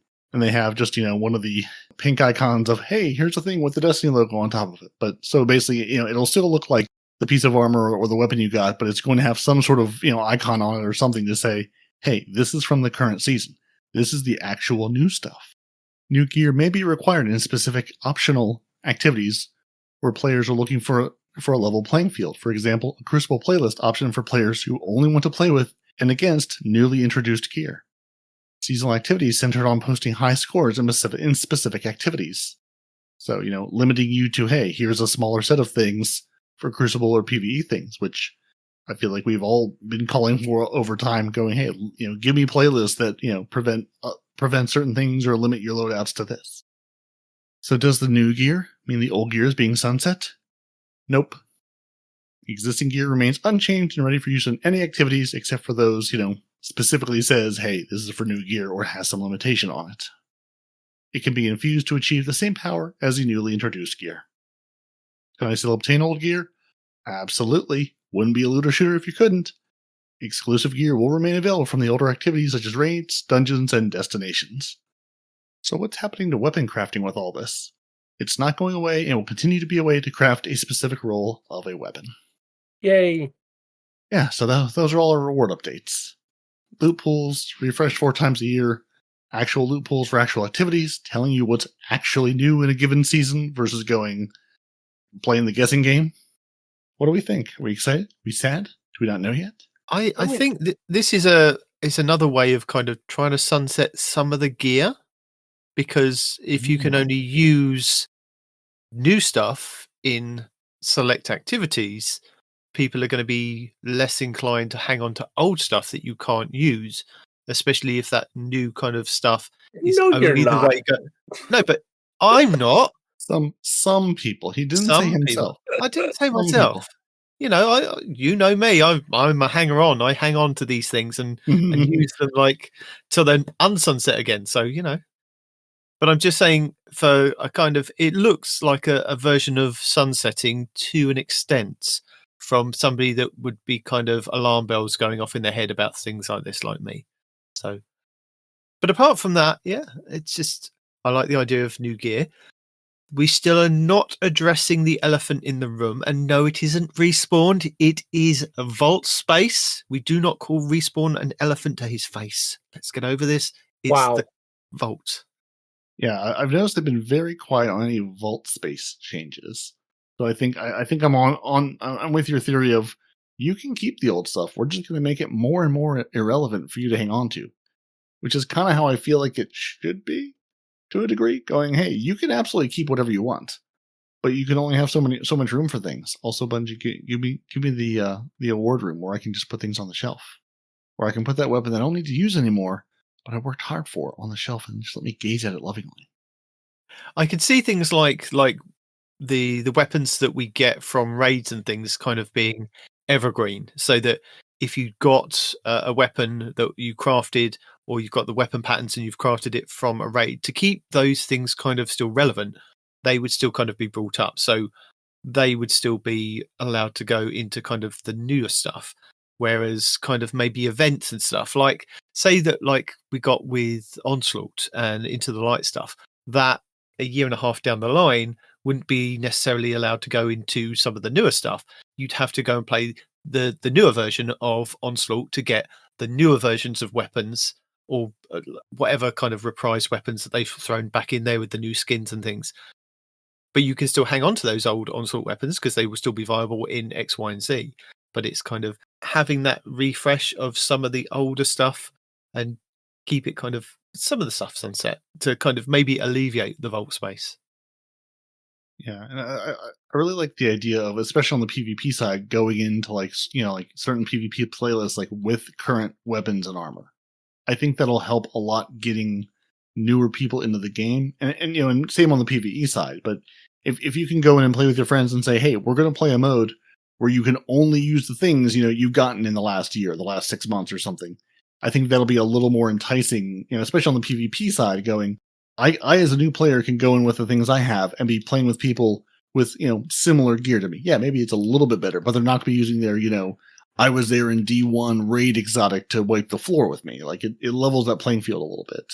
And I like that. I like that idea, since we never really had a, like a new player PvP playlist to say, hey, go in, we guarantee you won't get destroyed by the Trials gods. You can actually learn this a little bit. Oh, you'll still get destroyed by them. Don't make any mistake. No. Well, right. I mean, you still will be, but you'll be destroyed by them with the same weapons you have.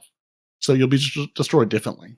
But I like that idea of, going and just leveling that playing field a little bit, or for the PvE activities, just saying, hey, I can, like some of these new seasonal activities, I go in and I'm like, okay, you guys have clearly played this 16 times. I don't know where I'm going yet. So let's figure this out before we all go run ahead and race through this. And I just go, I don't know what happened, but here we are. Yeah. So how are we going to find all of this stuff? Is there a place that we can go and find all of this new stuff when it kind of rolls around? Menus. Here's the menu. It's There's not the called menu. a menu. Everybody gets a menu. It's not called a menu anymore. And it's not gonna called a need director. Just come over here, Mickey. A rose by the name, my friend. Chair, grab your fork. There's some nice cake right here. It's not a lie, I promise you. It'll be fine. And just step into this portal. So the TLDR is the portal will offer several categories of activities, each with a wide selection of new and updated activities, refreshed every 3 months with each major update. See, there you go. Tell me the TLDR. Help me remember in my old brain. Every 3 months. All activities in the portal will provide updated and worthwhile rewards, so it'll be easy to find something to play. And the destination map will be cleaned up and focused on world navigation and accessing older activities versus trying to shove everything into that. Because the problem is, the destination map, also called the director, is Destiny's venerable activity browsing and selection screen. Over the years, it has grown to be very unwieldy, making it harder to find specifically what's current and worthwhile to play, and requiring ever more expert knowledge to navigate to find what you're looking for. The solution? The portal screen! Da-da-da-da. A menu! New default activity selection, and it will replace the current destination map. Again, the destination map will still be there for the older activities, but if you're new to the game or just going that silly, I want the new stuff, go to the portal. Early mockup, this is subject to change. But the emphasis of the redesign is a quick and clean access to a wider offering of activities with updated rewards, as well as quick access to the current expansion or event content. Every activity available to launch from the portal will feature the updated rewards every season, and will present a viable path to the highest tiers of weapon and armor available. Our intent is for most activities launching in a season to occur from the portal, and any choice you make will be a path to worthwhile rewards. And so you may be saying to yourself, well, what's going to be there? What are my options? Is it just going to be, here's the Vanguard one, here's a Crucible thing, here's a Gambit thing, and now I have to choose those? No, we're going to give you actual viable options. So if you're trying to play with friend, or if you're newer, to know, where do I even start? So we're going to have solo ops, and that's a 1 to 3 player activity requiring very low time or social commitment. These activities are designed for solo players, yet are still fun with a fire team, and are easy to pick up and play for a quick session. Solo ops will feature a new activity type, which we'll get into a deep dive soon. Fire team ops, 3-player activities for match-made or pre-made groups, designed for fire teams with more cooperation and coordination. These will feature activities like strikes, onslaught, the coil, and new types in the future. Flashpoint ops, 6-player activities for match-made or pre-made groups, planned for a future season. This category will be introduced later next year. It will feature more chaotic 6-player combat like offensives. Pinnacle ops, 3-player activities, featuring some of our more challenging content, including the dungeons, exotic missions, and full-length onslaughts. Pinnacle ops will have an exclusive reward pool to claim, but success is not guaranteed. And then finally, Crucible. All the Crucible things smushed together. A selection of core Crucible playlists for solo players and fire teams, providing an opportunity to test your mettle against other Guardians, an exclusive reward pool available to claim, with the same depth of tiers as other categories. You'll note which thing they haven't mentioned in the portal that we won't talk about. Bonus rewards. Every day, several activities in each category will have bonus rewards added to their standard offering. These bonus rewards will include things like a specific weapon, specific armor slots, for those of you going, hey, I really need those pair of gloves, and currencies like enhancement materials or strange coins. So, I love a rotator. So, will raids and dungeons be in the portal? Dungeon content will be featured in the Pinnacle Ops category, with some alterations to support the challenge customization and reward rating. So if you want to make the dungeons harder, there you go. Harder dungeons, better rewards. And then that little green icon. What about Gambit? Gambit will remain available in the destinations map, but will not be rolled into the portal categories at the start of the next year. We're still figuring out our plan for this beloved game mode. And we have some ideas ranging from closer integration into the Crucible category to standalone events that feature it. So, yeah, it's kind of still a thing we promise. So yeah, those are our portals. I'm excited for the portal. Like this, ever since I saw this image, I'm like, yes, this is what you need in this game to tell me where to go and what to do and why I should care. Yeah. Respawn? Yeah, I just it's just more menus. I don't see what the big deal is, really. But it's a better menu. Yeah, it's a better menu with the way it's kind of laid out. Well, we'll see. Like, anytime something changes, is it really better though? Like, I'm not splitting hairs here. I'm genuinely saying, because, like, okay, so we have a new menu, but we're all used to this menu, so we're gonna have to relearn a new menu. And this menu is going to be alongside the menu that we currently have. Because if you look along the top of the screen, it does say that you can go to the map and the destination, so you can still go to the old directory. It's still going to be there, but this is going to be a lot easier for kind of new players coming in, or players that just want to kind of get into those activities that are kind of up this week. So when we load in this week, for example, unless you're kind of averse to kind of Destiny the way it is, you don't know you need to go to the helm to kind of just do the exotic mission over again and over again and over again. Or you need to go to the bright green dot is kind of a giveaway, but I get your point. Yeah, it's making it simpler. It's kind of it's going to be there on this kind of portal screen to say, right, this is the things that are available now that you kind of want to get done, or you can have a look at the map or the director and go and do whatever you want to do. But these are kind of the things that are kind of important at this point in time. So it's nicer for kind of it's a way of them kind of getting around not having to onboard, sort of make an onboard for new players. It's kind of going to be there with this portal screen, so it may be a lot easier for them to kind of, right, I've just bought Destiny, I've loaded into the game, I've got this portal screen, what do I need to go and do? The portal screen will tell me X, Y, and Z, A, B, C, D, go here, do this kind of thing. And the same with kind of players for that season, it will say, you can kind of do this for the seasonal stuff.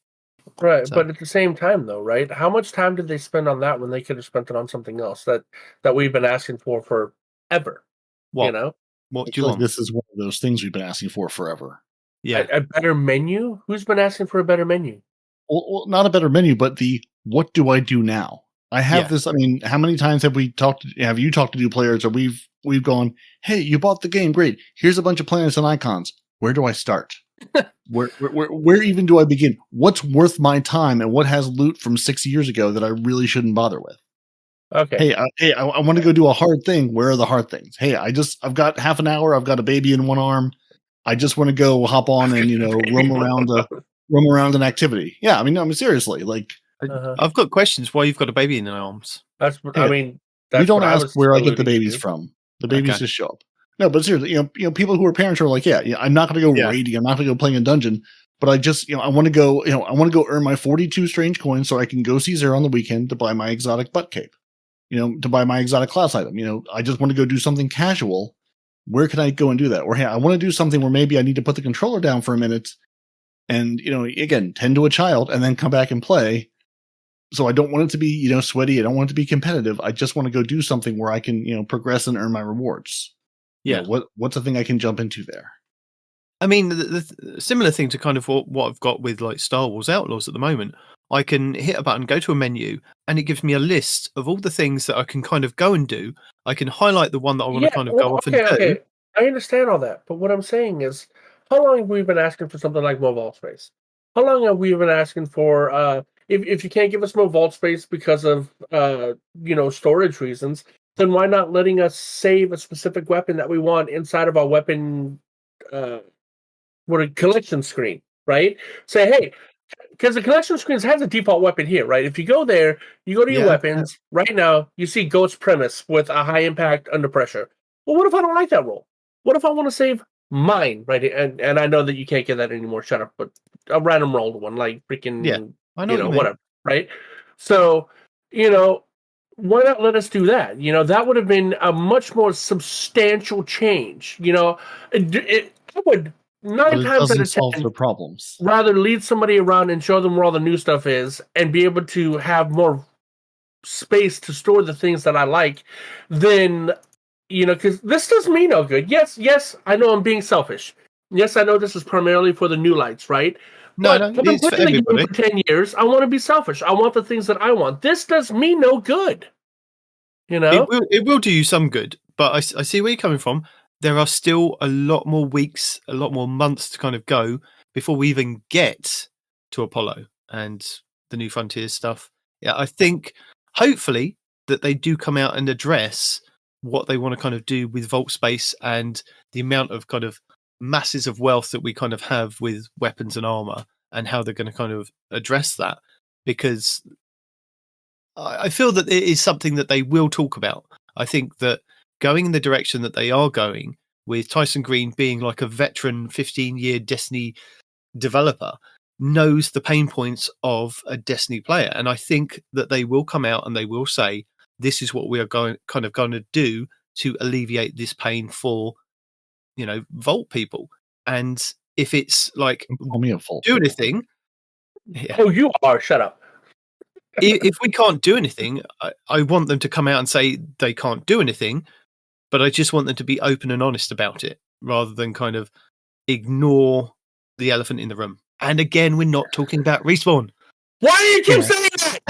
It will be like there's probably obviously like Bungie's problem is we need on all of their player base is those of us who've been here since 2014. Their player base is old. Their player base is aging. They need to attract new players. It would be nice to sort of have a, some kind of breakdown, or at least, hey guys, for this expansion, we're focusing on, again, the investment in the core gameplay, the investment in the basic mechanisms of the game. It'd be nice to throw a little icebreaker line and go, hey, for those of you who have, overflowing storage boxes, just wait until whatever. Like, it'd be nice to at least have a little bit of a glimmer on the horizon going, our investments are getting new players into the game. Like, that's where their focus is. That's where hey, we need to make money, so we need to attract new players because all of you are old and have been here too long and don't give us enough money. But, for those who have been here and have been playing this forever, here's what we're going to have for you. It's just, it's coming.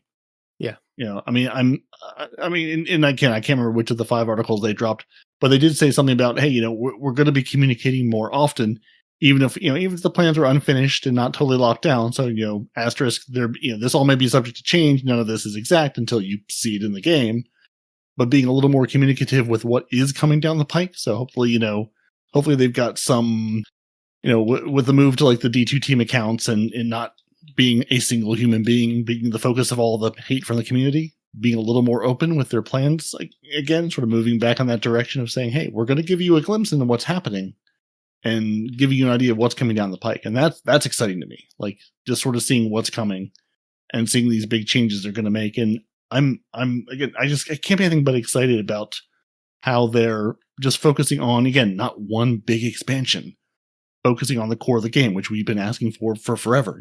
Focus on the core, focus on the things you want me to get in and play every day, not the one activity that's up for a couple months that I'll play for 2 weeks and go, yeah, I'm really tired of this now. I've gotten all the weapons I need out of it. I never want to step foot in the coil again. It was good for a while, but I'm so tired of it now. Unless it's Iron Banner. I like Iron Banner. Well, right. Iron Banner, again, is not up every week. If Iron Banner was up every single week, you eventually would go... No, I'd be there. I mean, which is another issue. Why isn't it? Why do we have to choose between Iron Banner? I say it's the royal we, between Iron Banner and Trials. If I'm a Trials player, let me have Trials. No, they explain that. They explain that. It's because of the low population for PvP. You can either do this one or this one. We can't do all of them. We tried doing all of them all at the same time, and it kind of skewed with the kind of the player base. Yeah. Well, that kind of tells you that it's not a population problem. It's a game mode problem. I mean, it's just like it's time to reposition Iron Banner from being any sort of pinnacle PvP activity. Yeah. Make it a more casual thing with its own loophole. Again, it started as a pinnacle thing, but it's not anymore and hasn't been for a long time. Position it as to what it actually is, not what you wanted it to be years ago. Or make it back to being pinnacle. Make Right. the light matter as it was before. Not with a bit like you have with Trials. So the artifact isn't in play, but getting to the highest power, and then maybe add things like the modifiers like we had before, like the burden. So if you want to kind of go in there and come full circle. Yeah, and get your kills 50 light under and have an emblem for that, or have like proof of doing various different things in Iron Banner. So it kind of gives players something else to do. So yeah. But hold on. In addition to that, right? I think two birds, one stone, right? Instead of giving us this new menu for the new lights, right? What if they spent some of that time and Vault might be a problem because of memory issues, whatever, right? Okay, well, if the PvP is having a population problem, again, full circle, let them make their own maps. Oh God.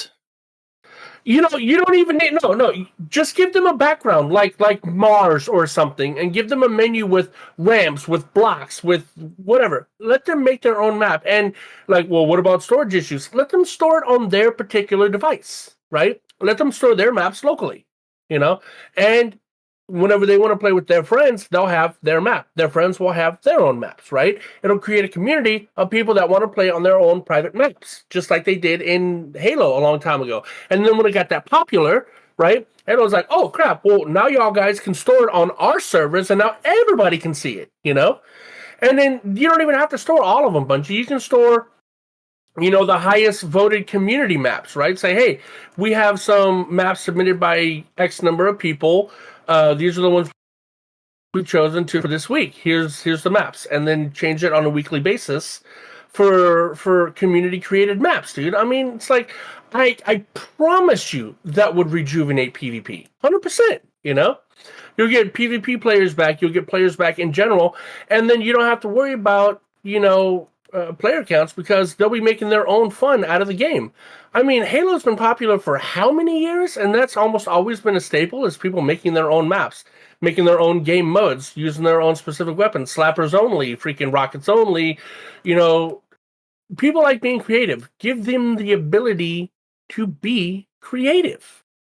You would whine and moan if it was slaps only, because the Titans would be charging around, insurmountable skull fort, and you'd be like, oh, the Titans one-shot is back. Oh my God, I can't be dealing with this. Here's the thing. I'm not a PvP player. I don't care, right? You want to have slappers only? That's fine. Y'all can play it. I'm not, But the idea is the community would love to make their own maps to have their friends play with them, instead of the same basic maps all the time. It's boring. Like Peroty said, oh, congratulations, you're playing PvP on the same map you've been playing PvP on for the last X number of years. Nobody wants to do that, Right. Let them be creative. What would you think if they said for Iron Banner, say, hey, Iron Banner is up, you have to go in wearing only Iron Banner armor is eligible. It can be from any Iron Banner, but it has to be Iron Banner armor, not ornaments, Iron Banner armor, and you have to use Iron Banner weaponry. Yep, I can do that. I mean, don't we do that anyway? Because of the whole mission thing every week, you have to wear the armor to get more experience? No, you can put your normal armor on and put the ornaments on for Iron Banner. Tomato, potato? Yeah. But you allowed 2 exotics, like your exotic weapon and exotic armor. Adding stuff. I'm just asking, for context. Iron Banner only. If you're creating your own game mode, why not have all exotics? No exotic weapons, no exotic armor. Iron Banner only. Yeah. No. If you can create your own, right? You can have an exotic in every slot. No limitations. Why not? Absolute mayhem. It's your game mode, dude. Do what you want. Iron Banner only stuff, yeah. A good point that Blue pointed out this week when I was talking to him about Iron Banner, he missed the first 2 weeks of Iron Banner because he was away on holiday. Mm-hmm. So it's another thing for kind of Bungie to think about is that when you do a 2-week back-to-back of Iron Banner and people are away, they will potentially have less time to actually kind of play the game mode they like. I'm not saying that Blue actually liked it, but what I'm saying is that if he was away and then he was away these 2 weeks, he would miss the whole Iron Banner. Whereas where before you had it kind of spaced out every now and then, they've got more of a chance to kind of hit people or get people in for that single week. So just something I kind of threw out there for you, Bungie. Yeah. It's. I'm kind of glad we have these big blocks of Iron Banner, but I'm sort of with you. I'd much rather have them more split up and have an idea when they're coming. Having a little content calendar of just with real rotations, that definitely wouldn't help out any content creators that I know that try to put out what's happening this week in Bungie. Oh, shall I tell you what's happening this week? You should. Might as well. You should tell me every last thing. I want to know all the things. And then Bungie just to go, just kidding, it'll be none of those things. Psych.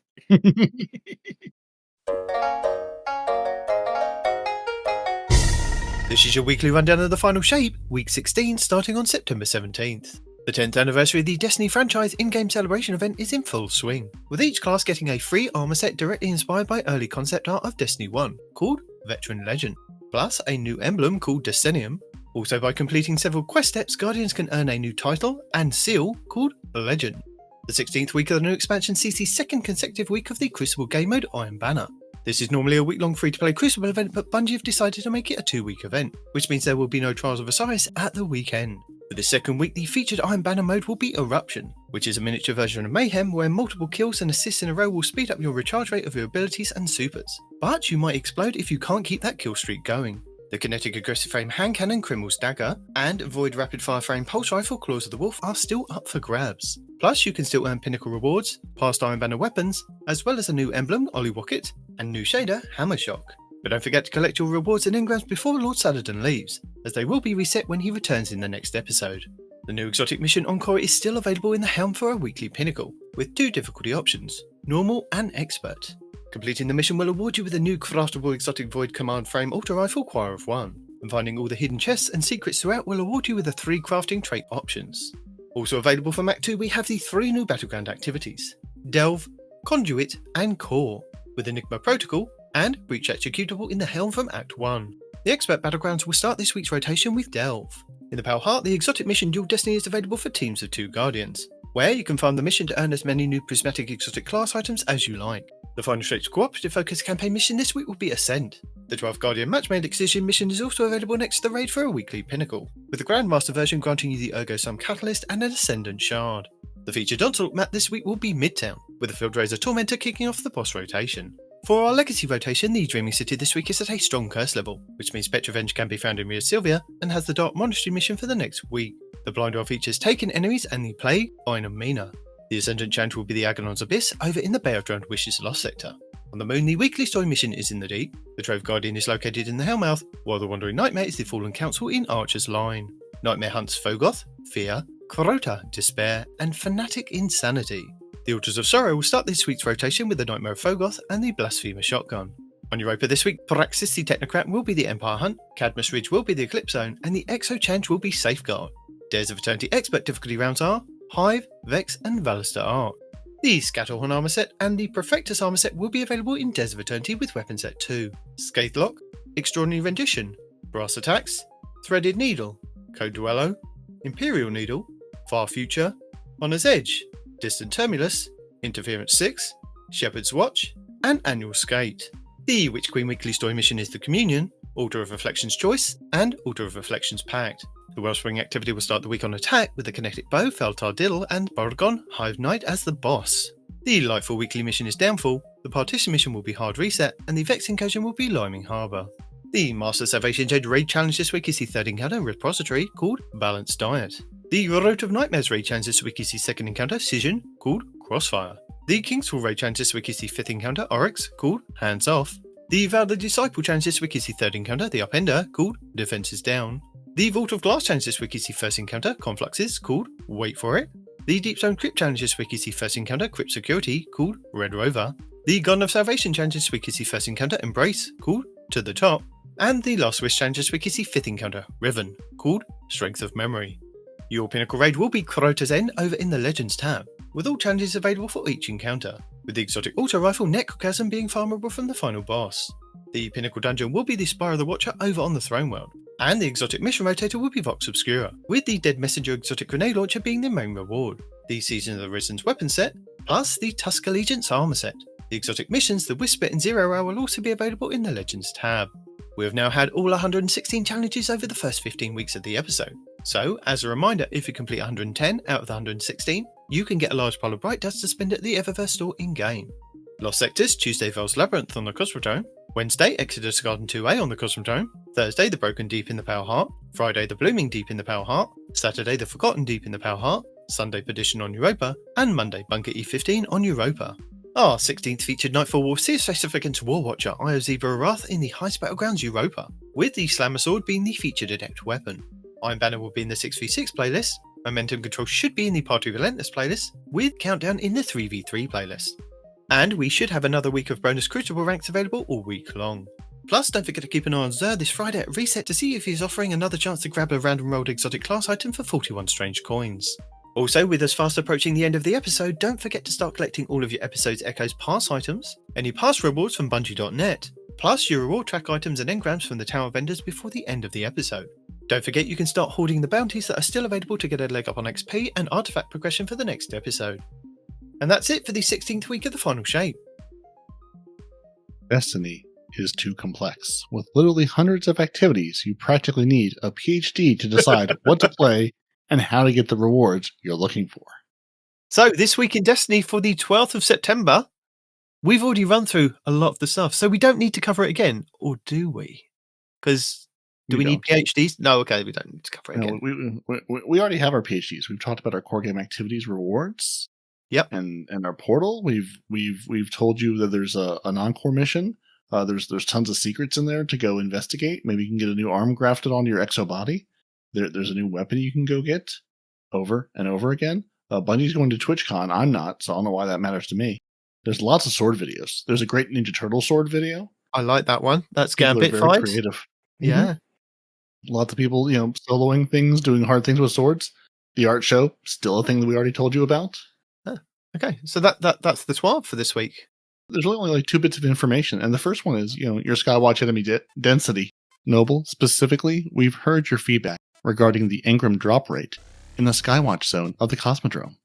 To alleviate this problem, and to allow the accidental generosity triumph required for the legend title to be completed in a more timely manner, we are increasing enemy density in Skywatch in a future update.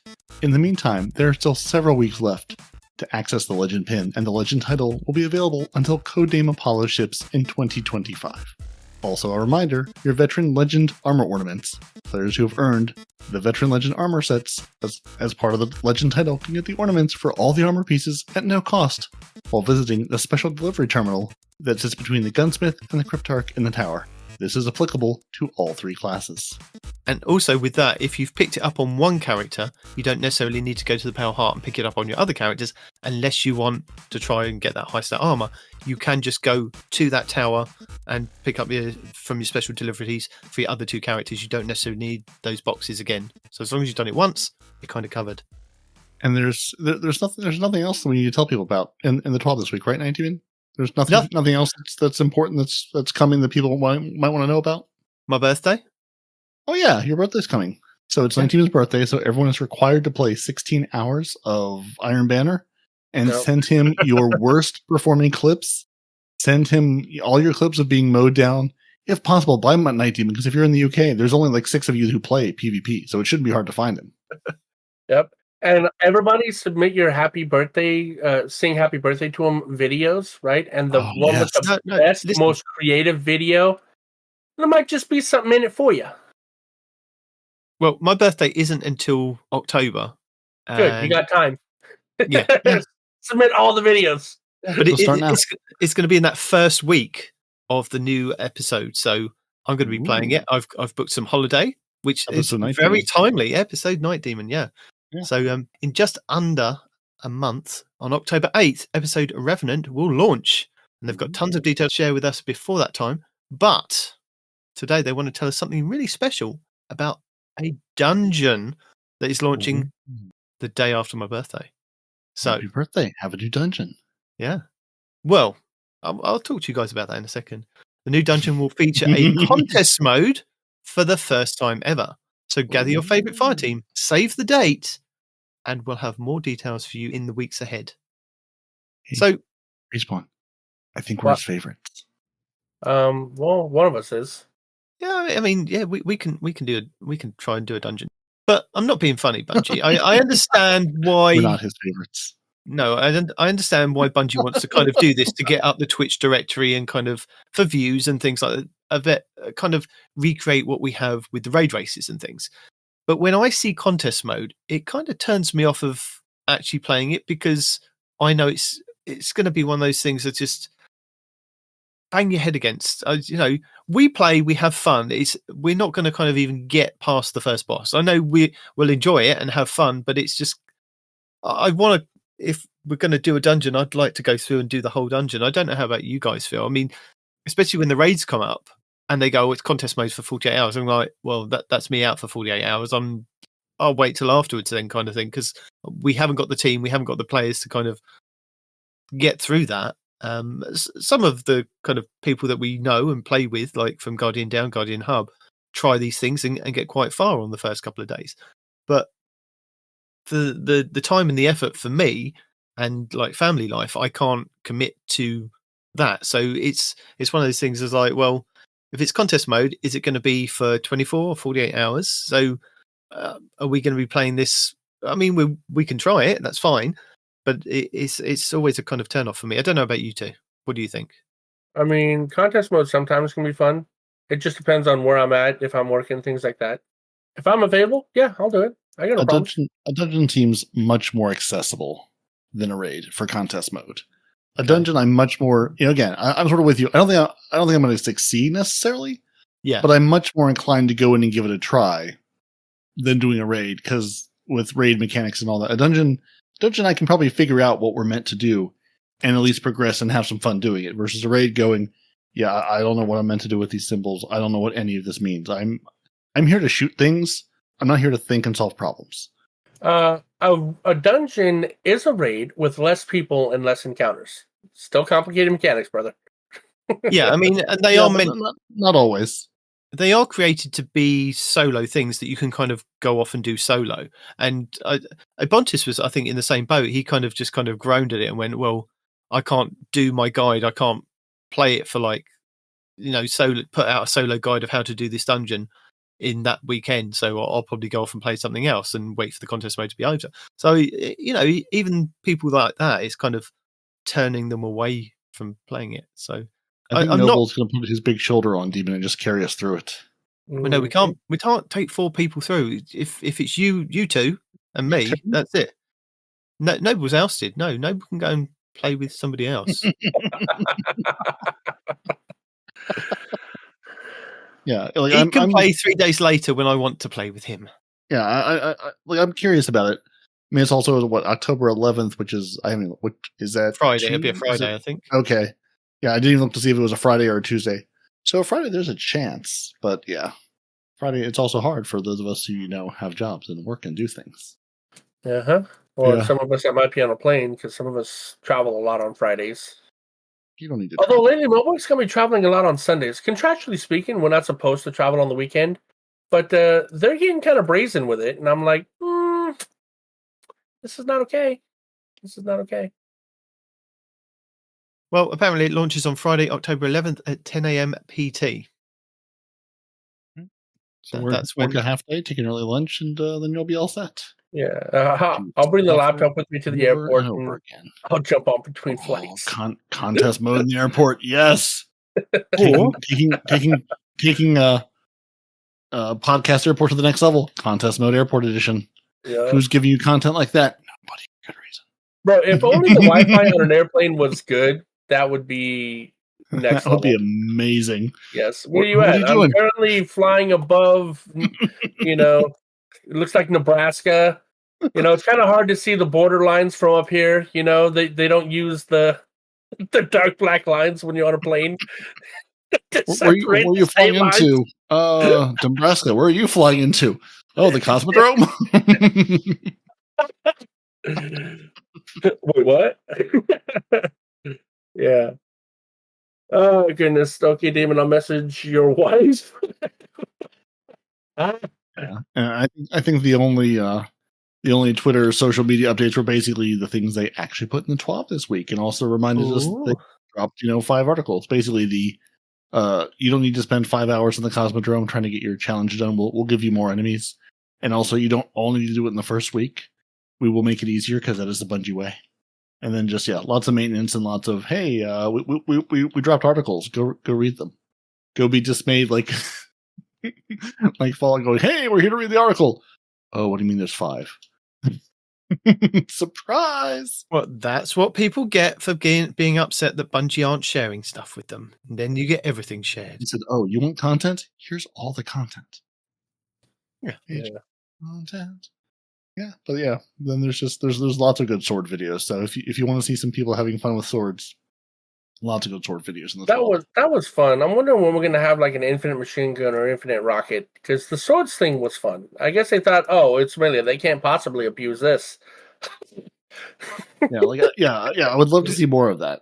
I would really love to see more of give us something infinite for a week. Yeah.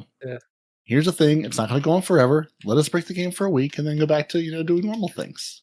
Oh man, what if they gave us a day, one single day, where all raids were mayhem? Yeah. I would.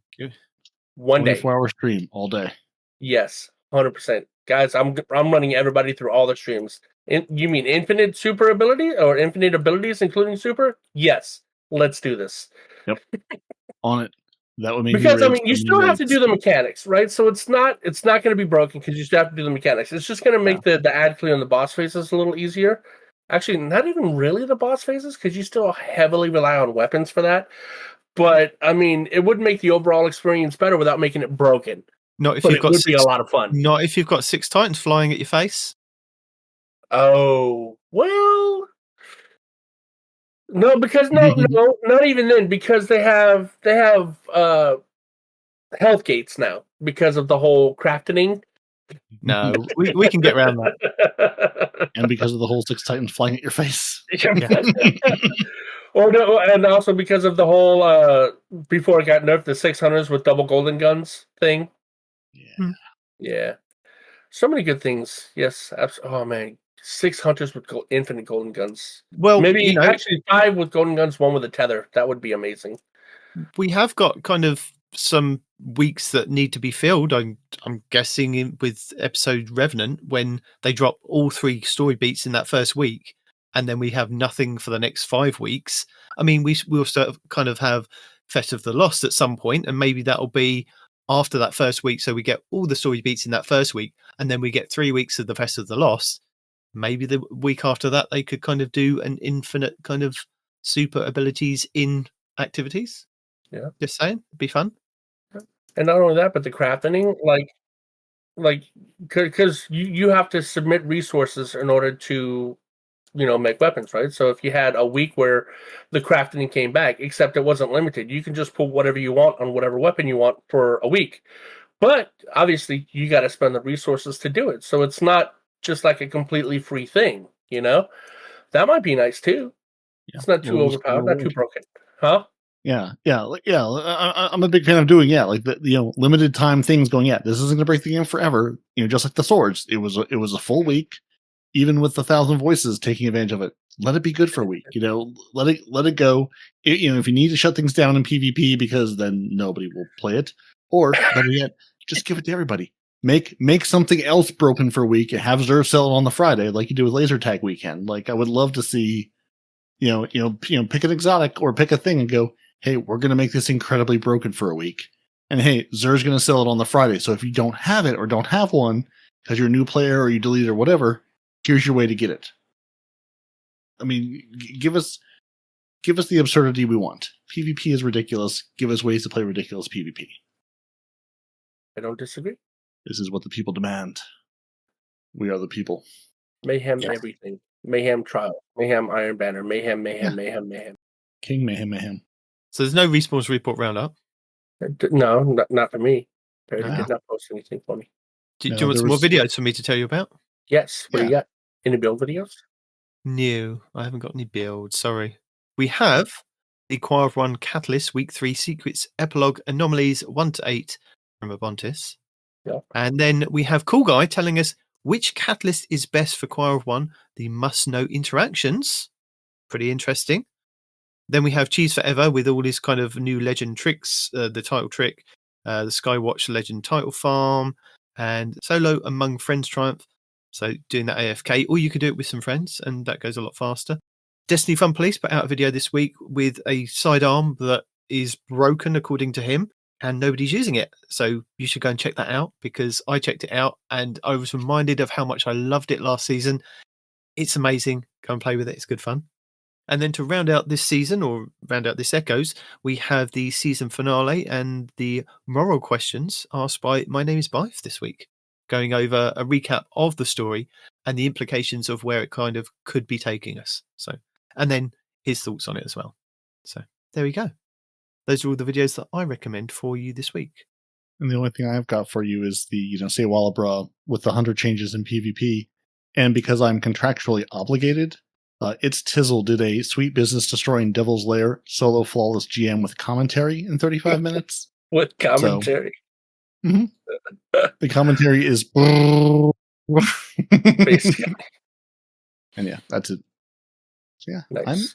I'm actually impressed we got to this point, and it's only been a couple of hours. I thought for sure this might have been one of those 8-hour days of we're just here until Codename Apollo drops.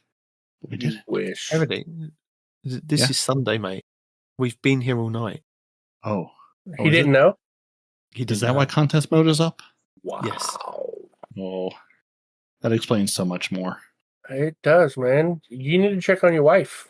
You need to check on your marriage. And before he does that, good news, bad news. Not anymore. Problem solved. he needs to thank all our patrons, He except does. for Noble. I will thank Noble later. Dude said he's coming to your house, Noble. You better run. That doesn't sound ominous at all. Right. Noble's going to escape in the biggest car in the county under the cover of broad daylight. You'll never see him. So yeah, Do you who have should also counties in England? they have Sorry? counties. If I say they have counties, Do you have counties? How do you differentiate your areas? So the counties, provinces, parishes? What is it? lordships, All of those. peasantries.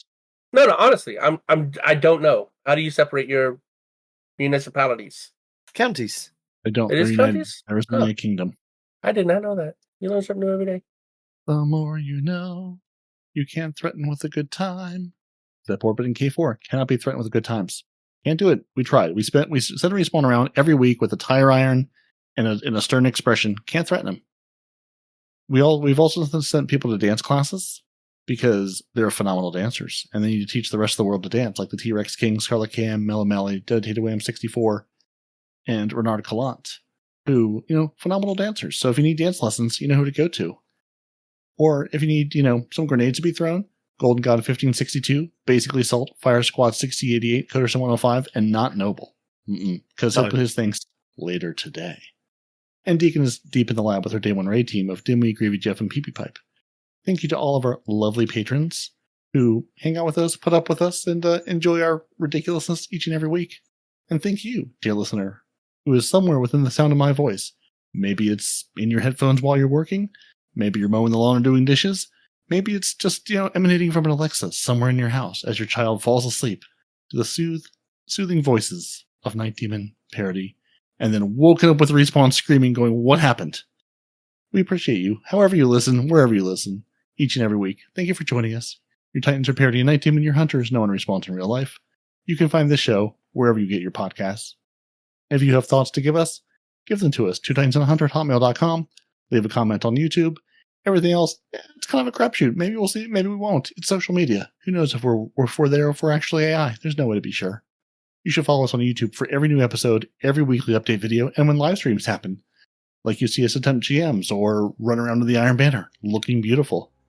2titansanahunter.com is where you go to get all the show notes for all these shows. Every link we mention, YouTube video, thing we talk about, they're all in the notes.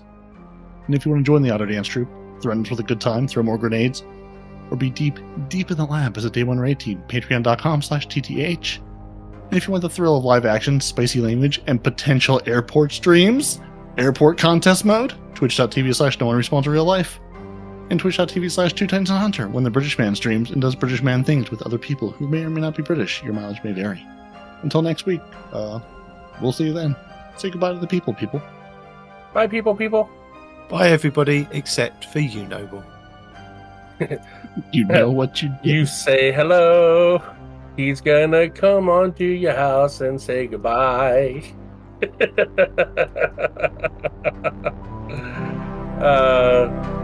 Yeah.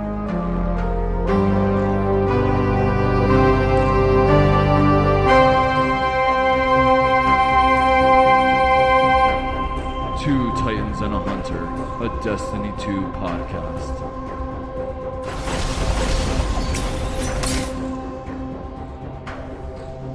Speaking of rewards, people have been chatting to me. They said on our Two Titans and a Hunter Twitch, there is a link that for 2 years has said merch is coming soon. Right. You're being muted. Right, I'm muted. Hi, Noble. I know. Noble, no. Stop it. Do not start this again. What? Dude, give him something. A sticker, a bumper sticker, a hat, a freaking pin. Something. How about a puppy? Yeah. There's not enough puppies. No, that kind of attitude.